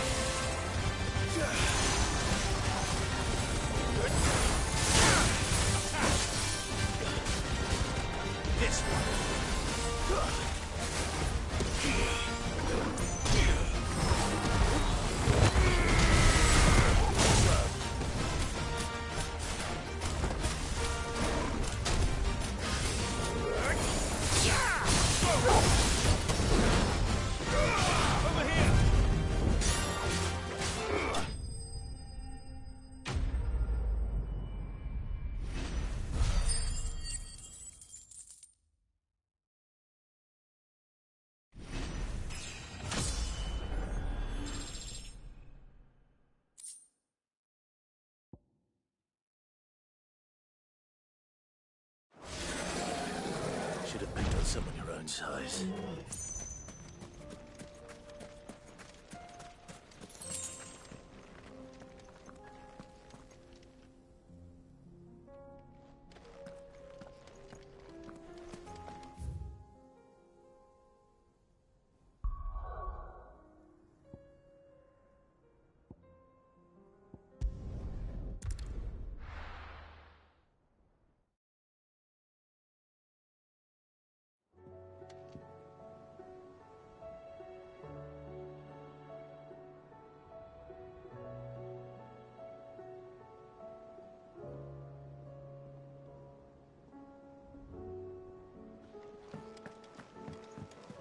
back.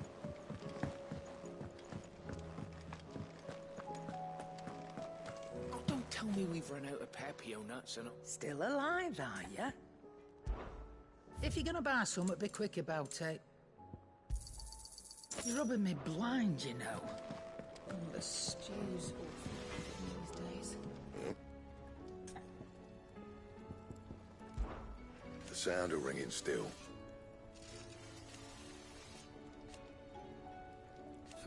So we weren't. Who knows?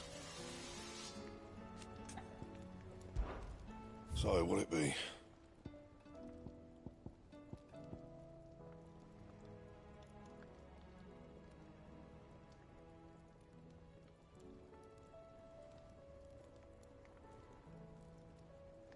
And?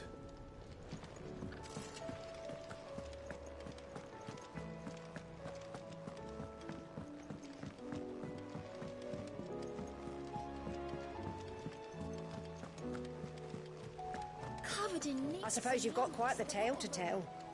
Thought I'd let you get some nice warm stew.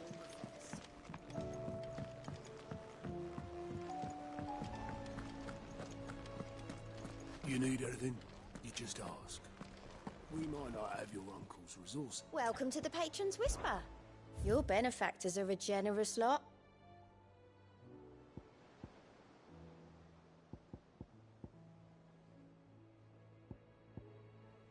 All done?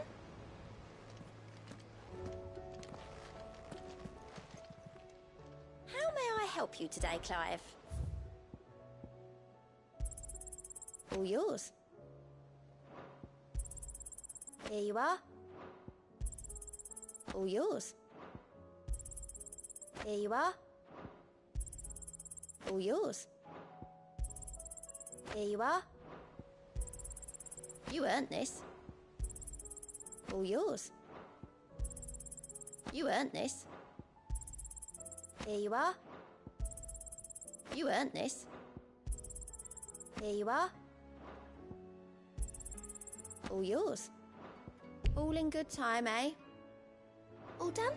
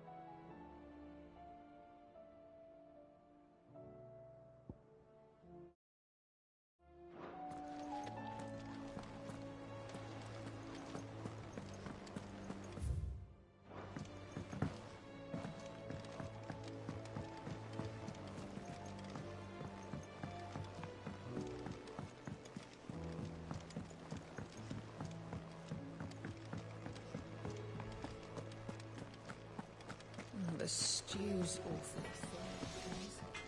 To what do I owe the honour? Not Sancfordian, do you?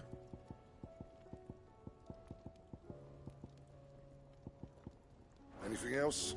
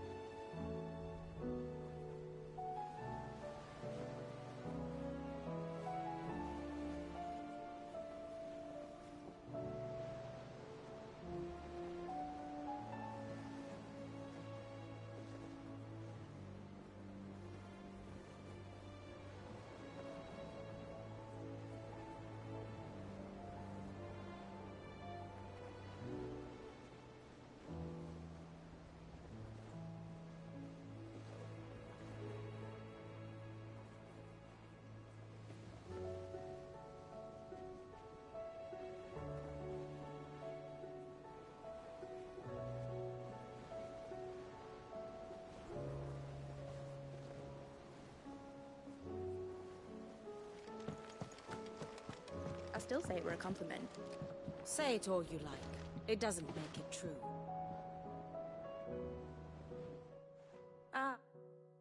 Clive, I was wondering when you'd arrive. Please tell me you've come to take our young prodigy here off my hands. I'm not here for Mid. I need information on Ash. Then why not ask Molly if you can look in one of her ovens? Go on. As soon as the Enterprise is ready, we'll be setting out for Drake's Spine. And we're going to need a safe place to land. Preferably one that won't see my ship blown to shit and splinters. If it were that easy, do you think Waloed would have resisted invasion for so long? Very little is known of Ash, and the information we do have is spotty and outdated. We have the good King Barnabas to thank for that. Waloed's borders have been closed to outsiders since the day he seized the throne. If there is anywhere safe to land, you won't find it on my map. Then tell us what we will find. I'm sure you know better than we do. But no splinters! All right. If it will get you out of my hair. But interrupt me, and it's over. Understood?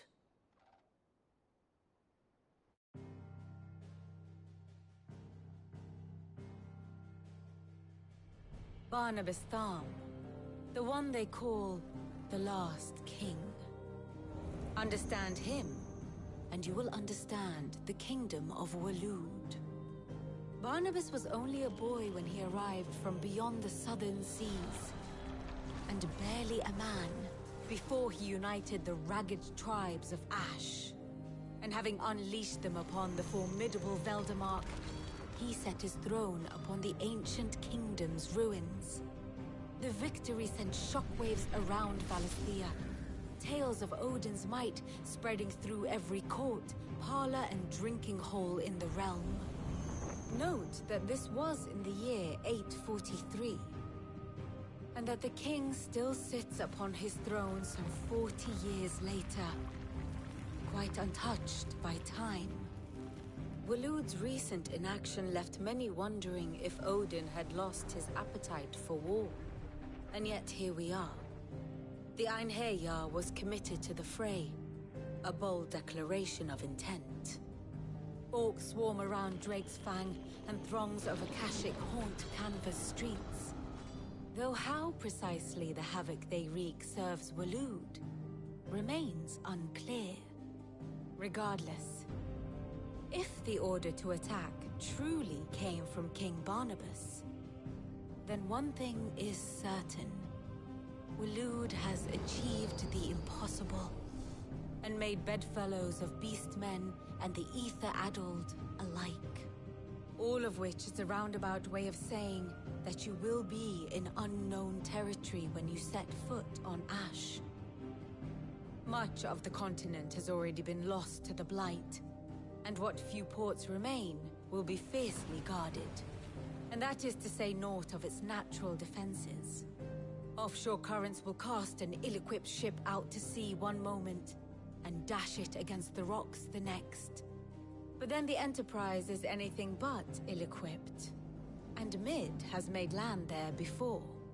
Now, if only there were someone with an intimate knowledge of the Shadow Coast, and where a daring gentleman might put ashore.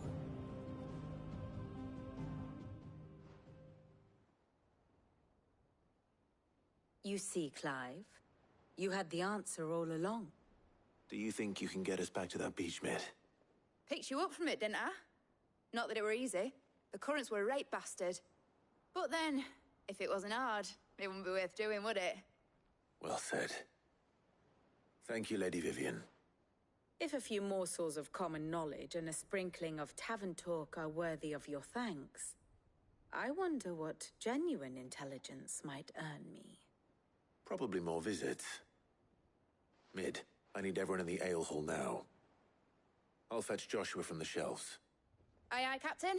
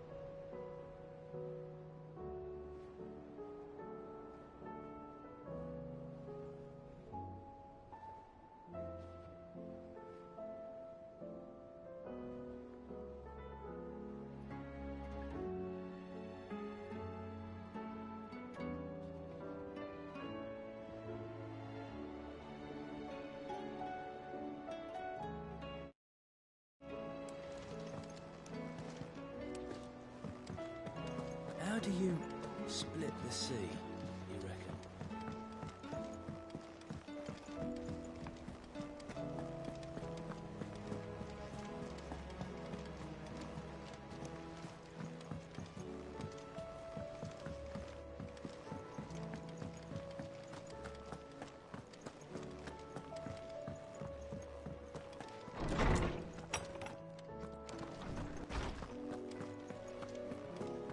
I have no reason to assume. Clive, you must listen to this. Lawsman, tell him. Do you recall when we spoke before on the divinity of Ultima? Well, it inspired me to delve deeper into the subject. And what I discovered appears to agree with the findings of His Grace. You will recall that my quest to uncover Ultima's origins began with the mural at Phoenix Gate.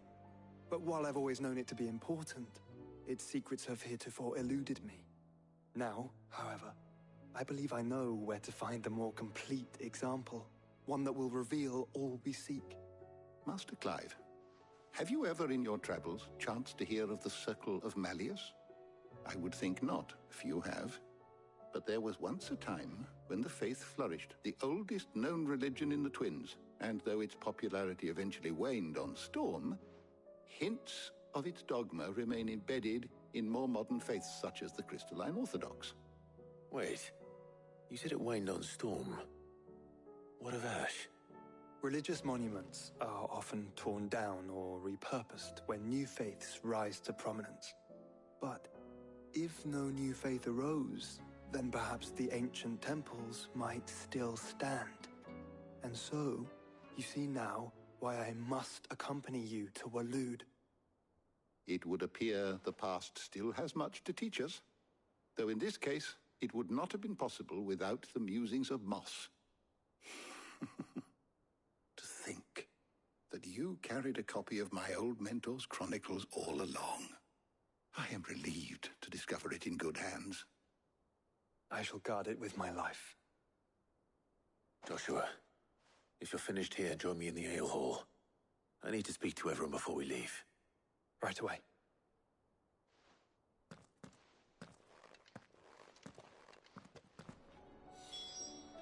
If it please your grace, might I one day borrow the chronicles for a short while? Of course, Lawsman Hippocrates. You need but ask.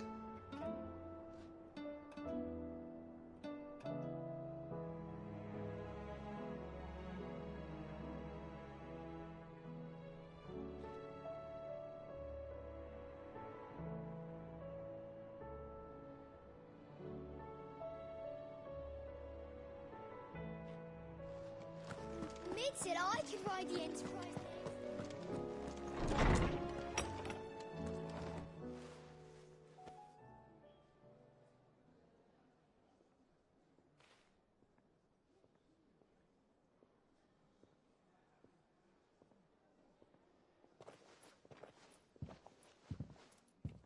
My apologies. By now you've all heard where we're going and why. So I won't bother you with the boring details, only the important ones. If we attempt to approach Stone here by sea, there's a good chance we'll be sighted and fall prey to the capital's artillery. So instead, we'll disembark on the southwest coast and make for Drake's Spine on foot. I say we, but it's highly likely the entirety of Ash is under the rule of Ultima. A large party would only attract unwanted attention, as well as slow our march and require supplies which may be difficult to obtain. Only Joshua and I will be going. And a scout. Preferably a good one. Gav, do you know of any? You bet your ass I do. Might still borrow some of Lady Vivian's maps, though. Just in case, like.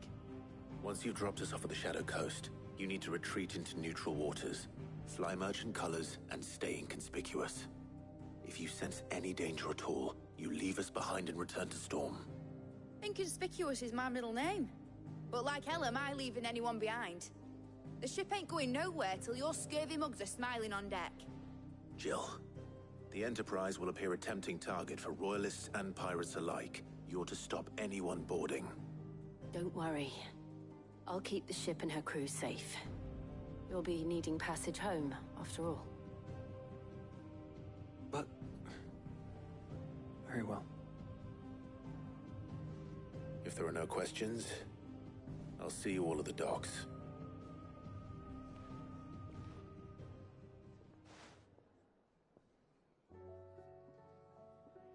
Let me know when you're leaving. I want a word before you go. Of course.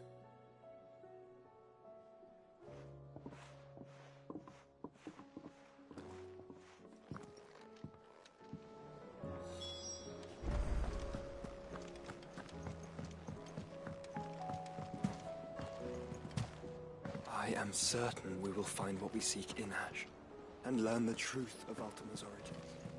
Covered in nicks and lumps, the lot of them.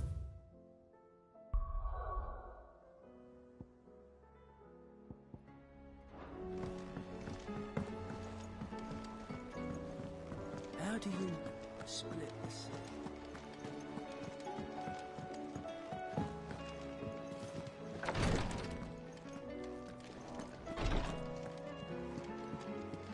Please, your grace. My Lord Marquis.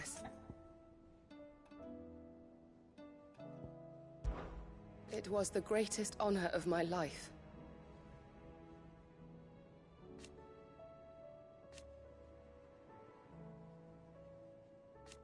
But now, so I bid you. Your companions are kind indeed.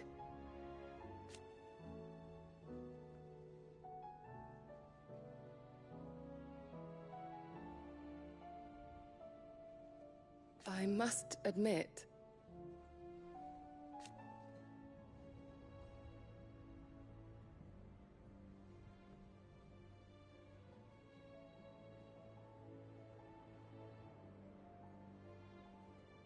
but I see now.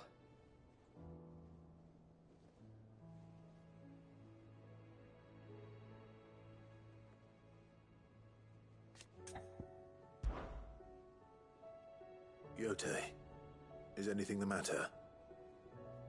You seem troubled. Perhaps I might be able to help. My lord. Yes. Perhaps you might. It's your brother. His condition continues to worsen, though he does his best to hide it. The lesion on his chest pains him more with each passing day. I had feared as much. There are certain elixirs which can ease the suffering of those afflicted by the curse, but... But His Grace's case is severe. The drafts I have been able to prepare for him thus far have ceased to have any real effect. So I consulted with Tarja and certain of my comrades among the Undying about the possibility of finding something stronger. And thankfully, a recipe was found. The only problem being that the critical ingredient is exceptionally hard to come by, and our supplies are almost exhausted. Unless we can secure more soon, your brother's anguish will likely become unbearable. My lord, I know that I have no right to make demands of you. But would you help? For Joshua's sake. For Joshua? Anything. Thank you, my lord. So, what is this critical ingredient? A rare herb by the name of stonerwort. It grows only where the ether is densest. The vigor it stores in its stems helps to counteract the curse. We discovered a patch near the aqueduct in Rosaria. But alas, yet more ether has erupted from the earth there recently, leaving the whole area flooded. The search continues for a new source. One that we might reach without being turned. So it's only that you can't reach it? The Stonerwort itself is unharmed by the flood? Well, yes, but... Then I shall go in your stead. But, my lord... You've yet to find another source, correct? So for now, the aqueduct is our best hope. Besides, I'm a dominant. The ether can't hurt me. Well, if you're sure, my lord. Stonerwort is easily identified by its blood-red blooms. Search around the aqueduct, and you're sure to find some soon enough. I shall remain here and prepare the other ingredients.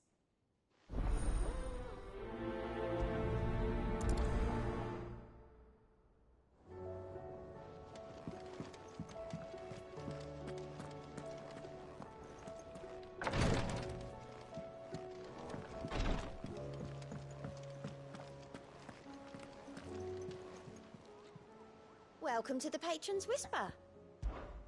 Is everything we've received and everything promised? Best of luck out.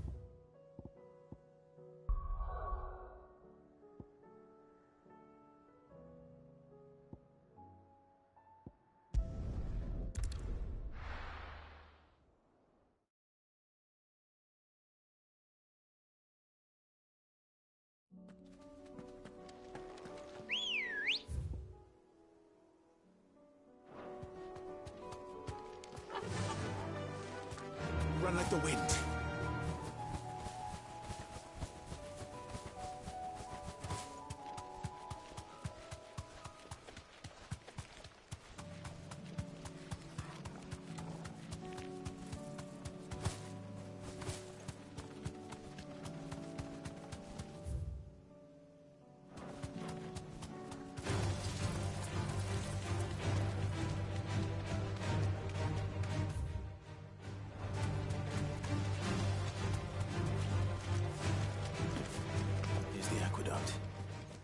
Now to find our stone wart.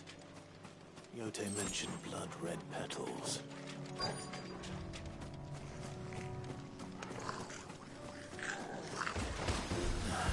Just my luck. Well, what we can keep going on. There's only one thing for it.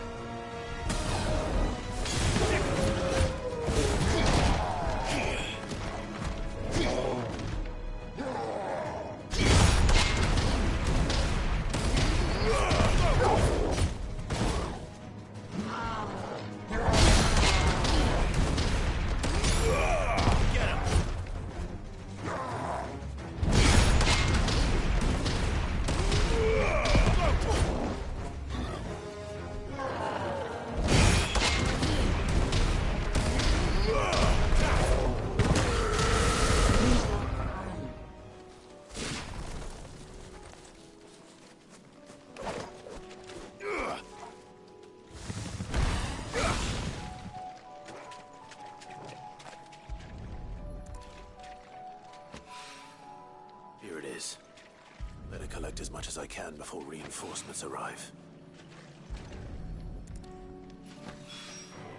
Right. That should do it. Let's get these back to Yote.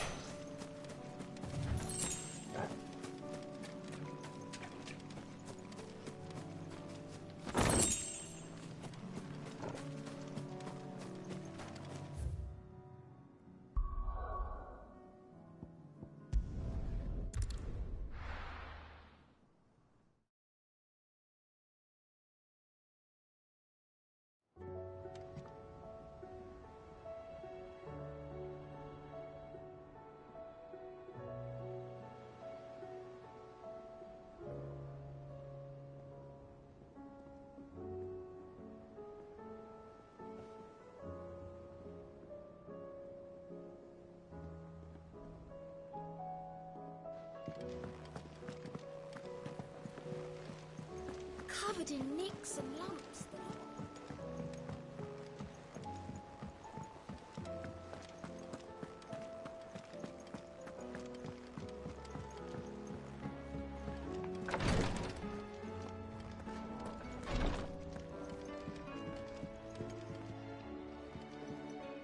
Yotei, I brought back all the stone and water I could find. Will this be enough?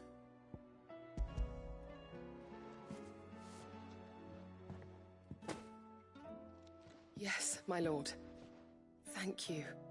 I'm sure it will serve us until we can find another source. I'm very glad to hear it. You and His Grace are very much alike, you know. You think only of how you might help others, and never of the danger to yourselves. No more than you have minding my brother. You've risked a lot for him, and I thank you for it. I am honored that you should say so. But I beg you, my lord, do not give too much of yourself for the sake of others. We could not afford to lose you. I'll keep that in mind.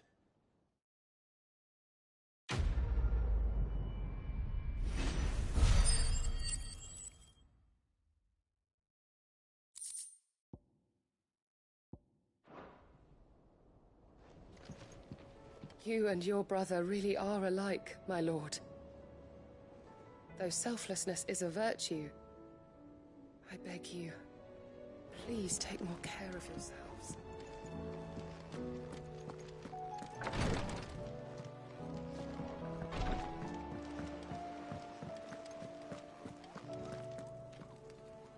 Is something wrong? Not at all. Honestly. Can't a man wish his friend farewell? Just wanted to let you know that I'll keep things in order while you're off saving the world. I'll hold you to that.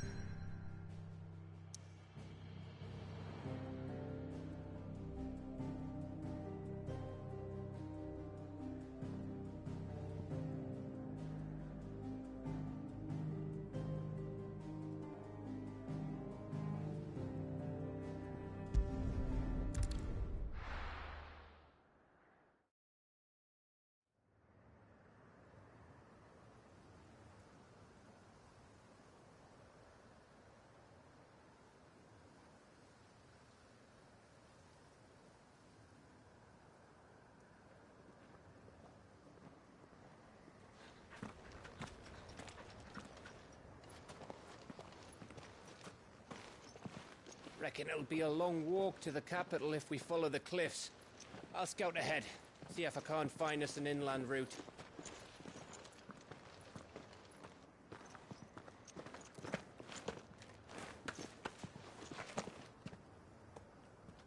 Clive.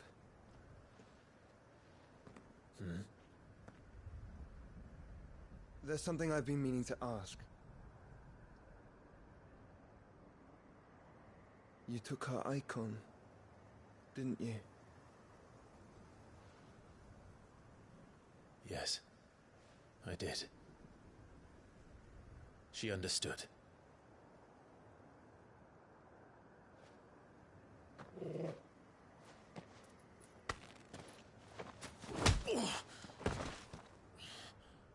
Oh, she understood.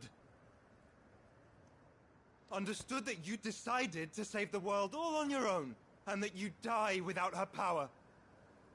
How dare you make her choose? You knew damn well she'd never refuse you. But I will. You can't keep pushing us away, Clive. The world is ours to save, not yours.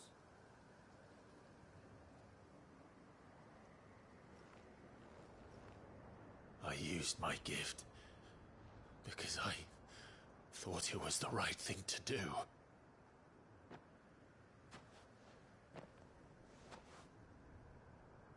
And you truly believe this will save you? Will save us all? I do.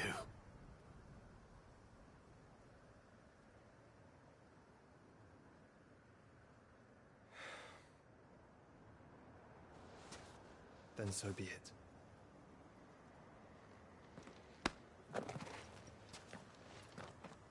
Just don't forget, you're not alone.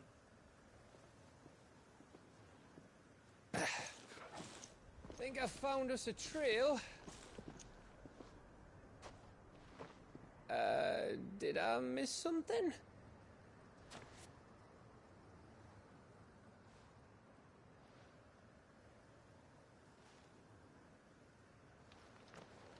Only that Joshua didn't. I don't get it.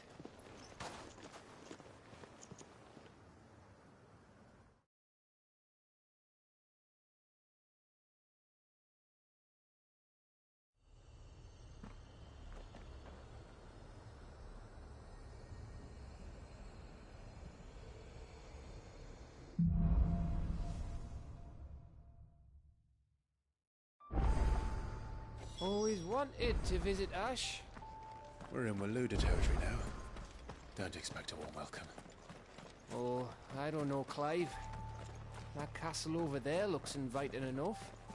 Shall we sample its inhabitants' hospitality?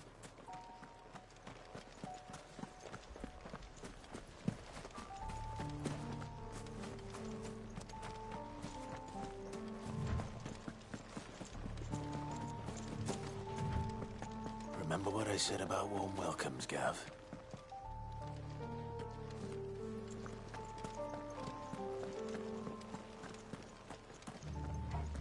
Oh, this place is as dead as Greagor's ghost.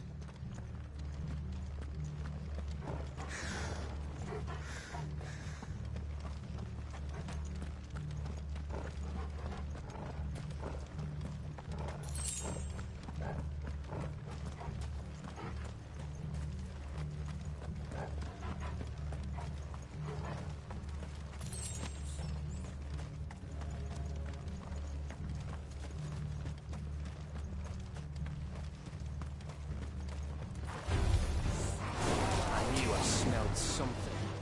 The orcs and Kashik here. Let's hope the villagers made it out in time.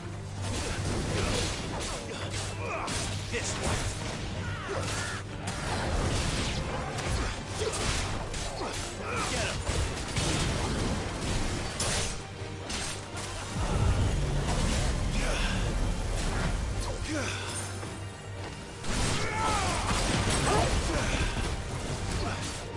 Get him!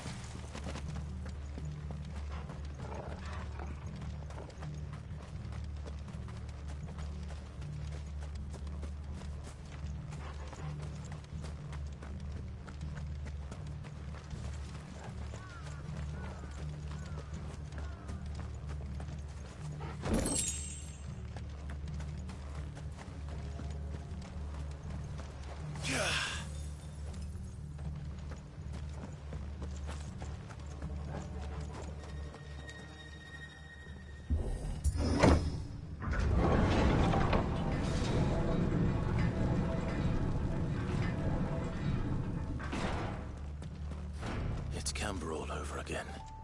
Where the hell are the Royalists? Seems you were right about that welcome after all, Clive.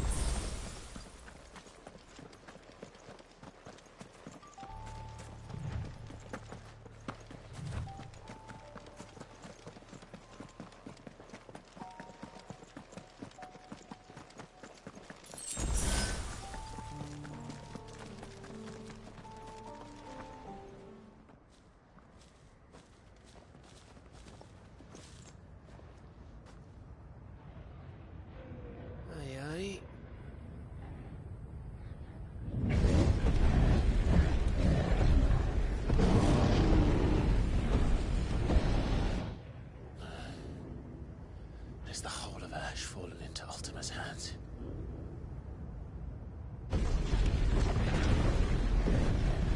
That's no peace delegation.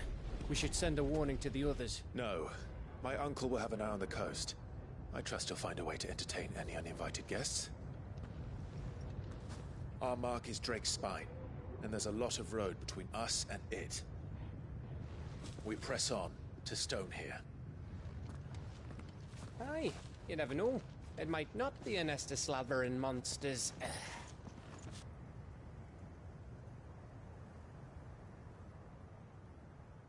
Clive, you must go on ahead without me. This stronghold is as old as Phoenix Gate, perhaps older. It may yet hide Ultima's remaining secrets, and if we are to best him, they must be unearthed. All right. Stay out of trouble. I always do. Mostly.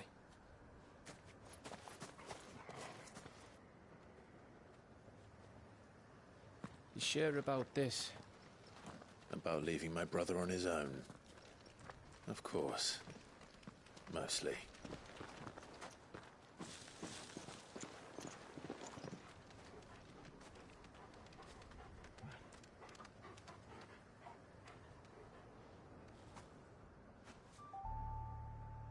Lady Vivian's map is so old it's hard to tell which way is up. But if I'm right, we're not far from a village called Eastla. Then we make our way there, resupply, and wait for Joshua.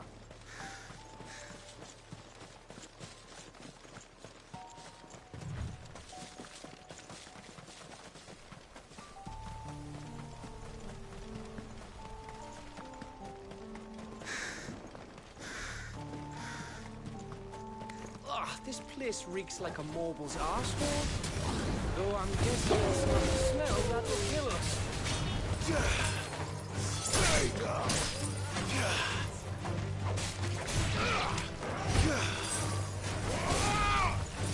Over here!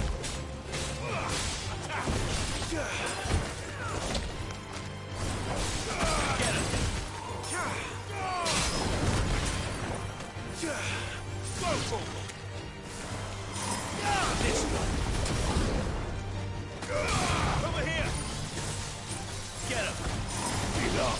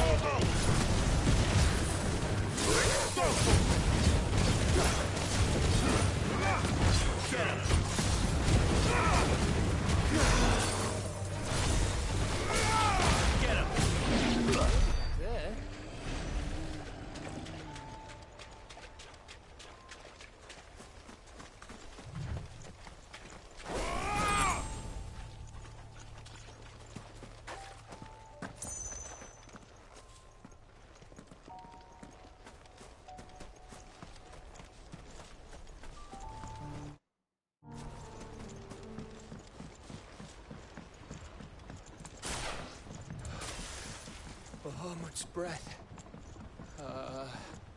Don't look down, Torgal.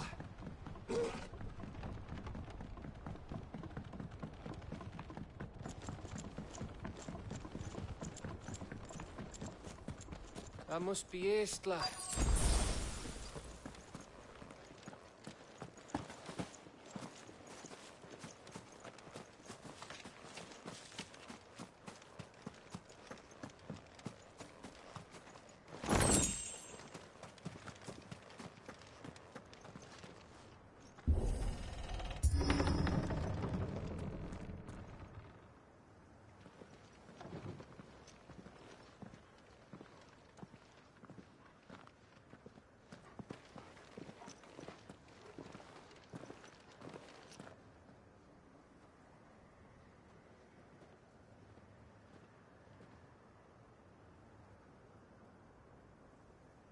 What do you think, Clive?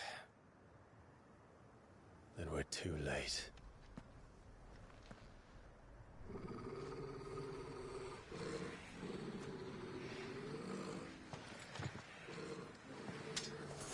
Damn it. They're all turned. There's nothing we can do. I wouldn't say nothing. No quarter gap! No quarter! Over here!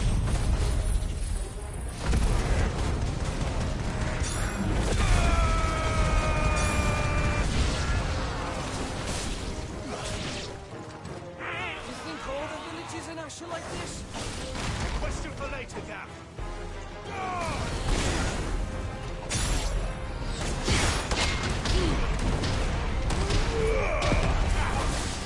Over here!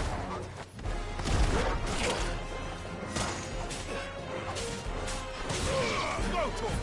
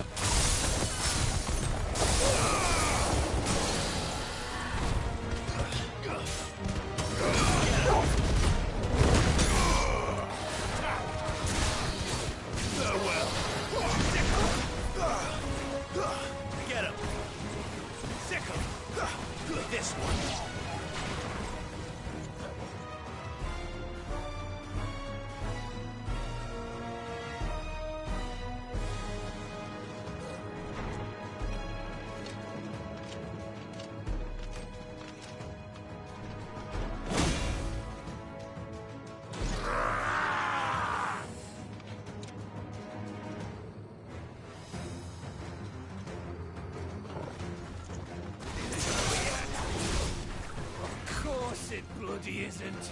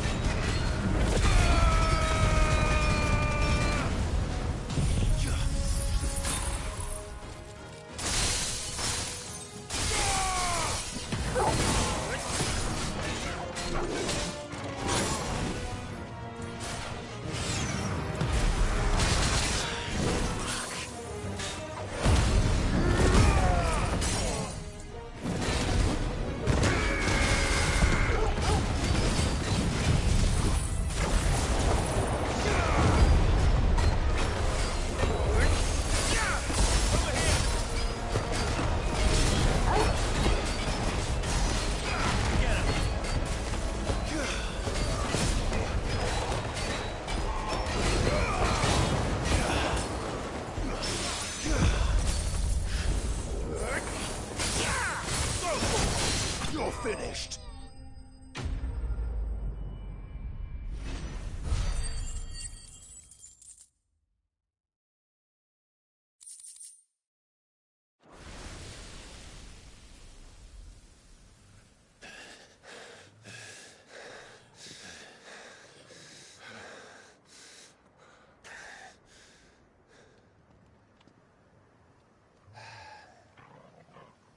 Gav. Gav! Don't tell me there's more of the bastards. Oh, fuck.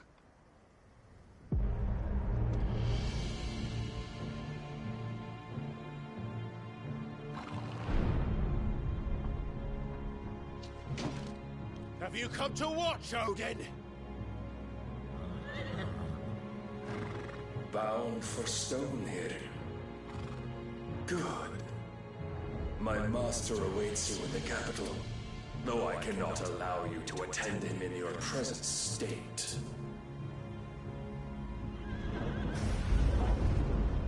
And how are you going to stop us? Why, with this!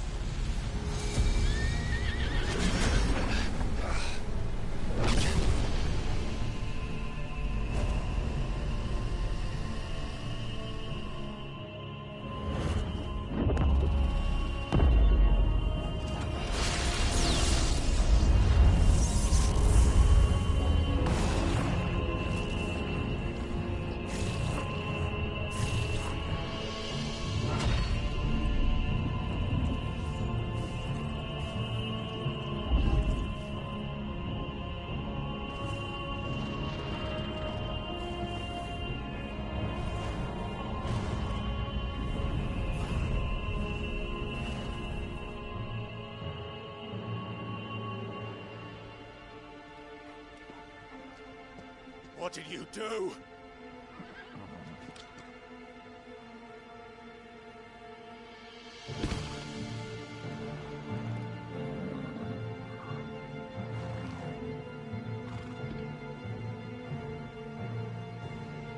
If the vessel would see the path opened, it has but to ask. I shall see that my master's prize is made presentable.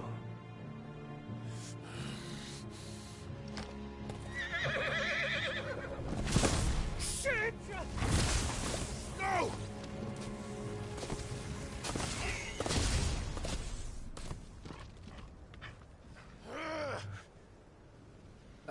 Clive, would you mind telling me what the fuck just happened?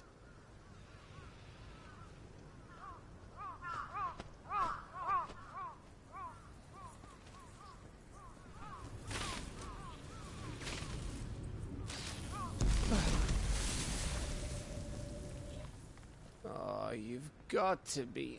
How are we supposed to get through that?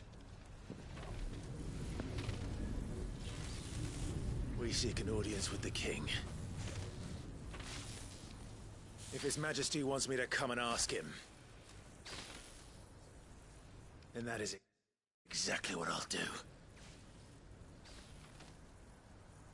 Before you go practicing your petition, we don't even know where the fucker went. How about we cool our heads and think this through, eh?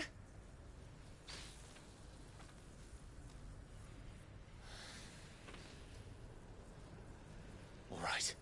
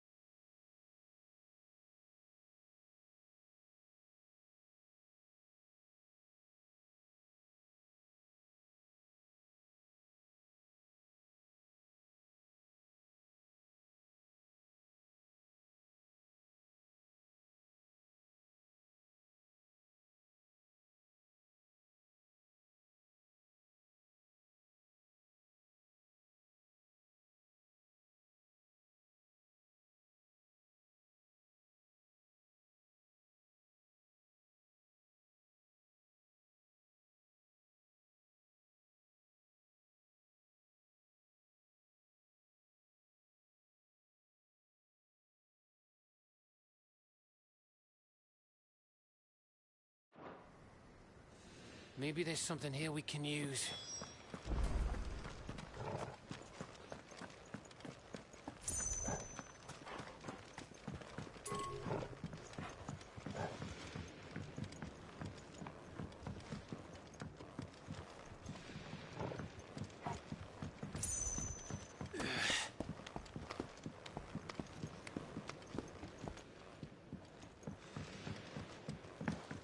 There's no one home, Clive.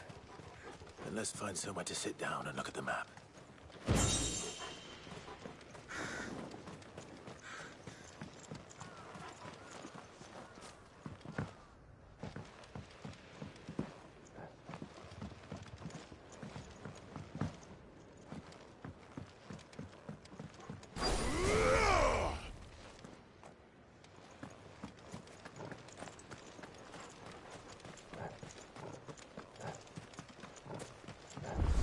I thought we got them all.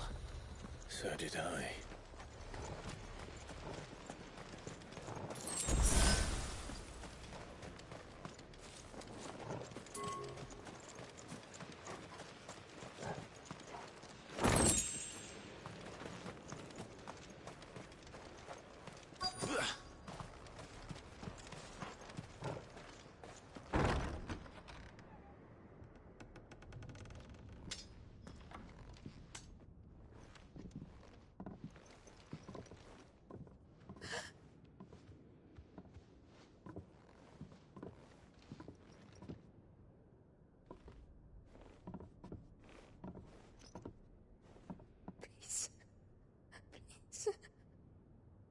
Please, no.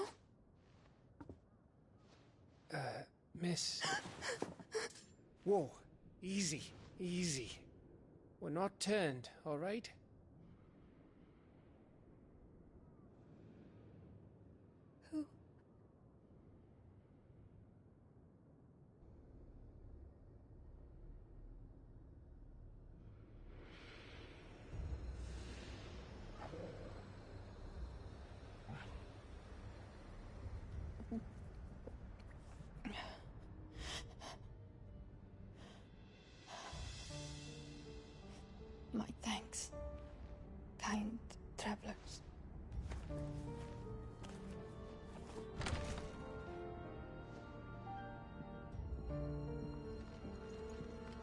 Master. Forgive me for asking, but what went on here?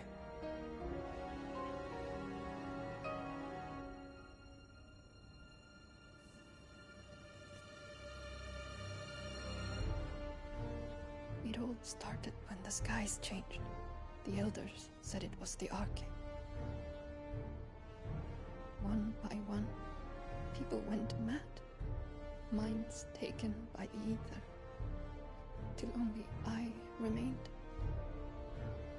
By then, I was too far along to run. And then the nights came. And I didn't know what to do.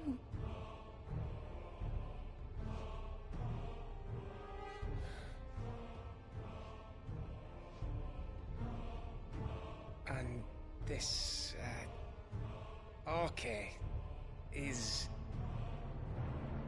Just a story. Something our grandparents told us when we misbehaved. About how the heavens would grow dark before the land took her last breath. The end of the world. You said the others went mad. But where did they go?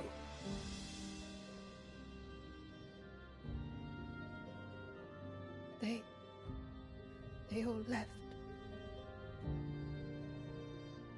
Drawn east to the tower, to Reverie. The elders, the healer, the blacksmith, my husband.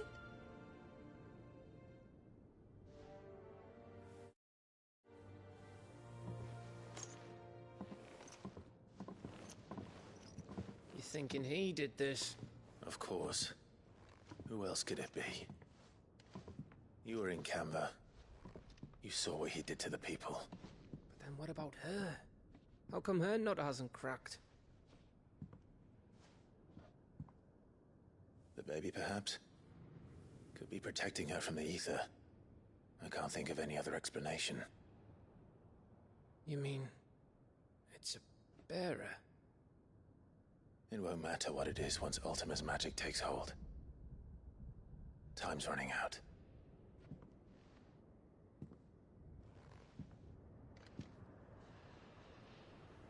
This tower.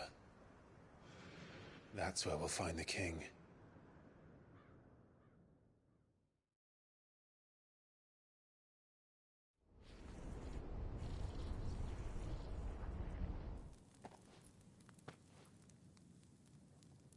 I knew it. It's the same as Phoenix Gate.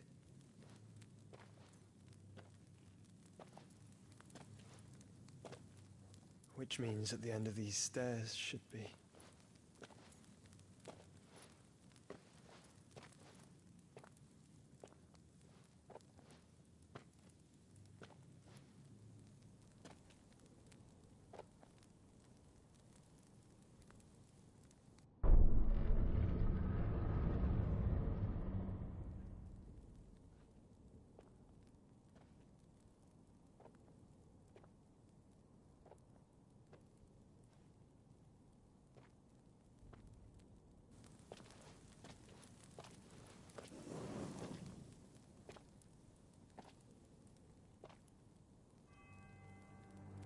The mural is complete.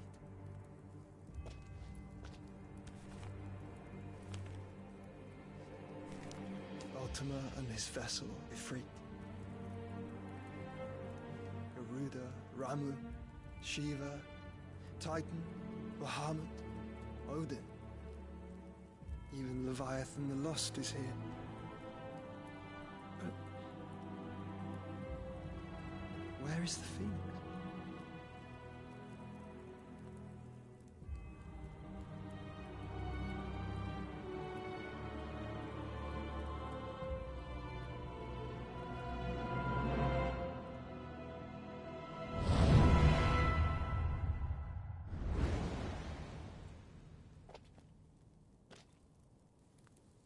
By the Founder.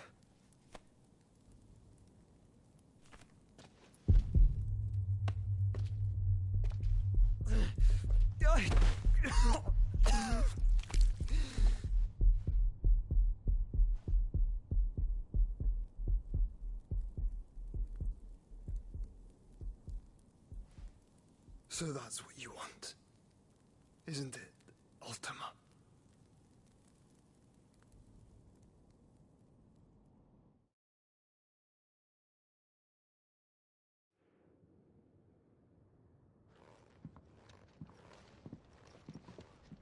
So that's how it's gonna be then?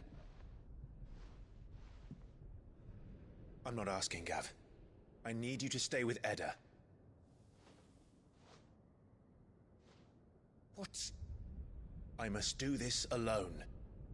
If I don't return, you're to find Joshua and make for the Enterprise. Understood? Aye.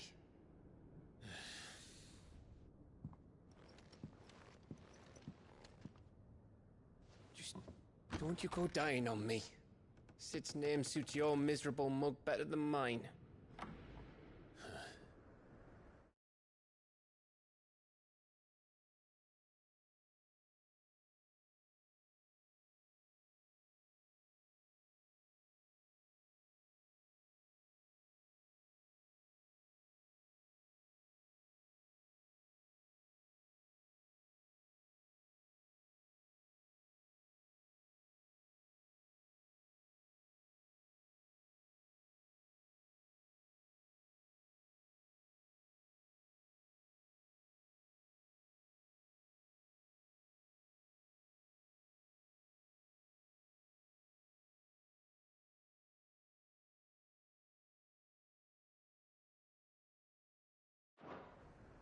Don't worry.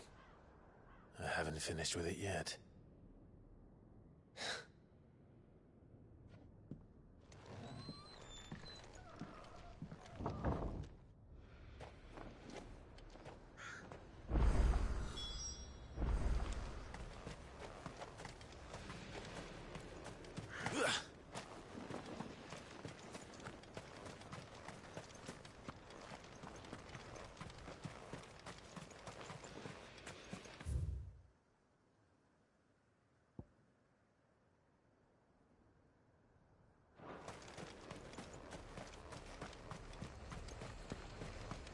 If Barnabas is controlling the Akashic, then wherever he goes, they'll follow. And so will I.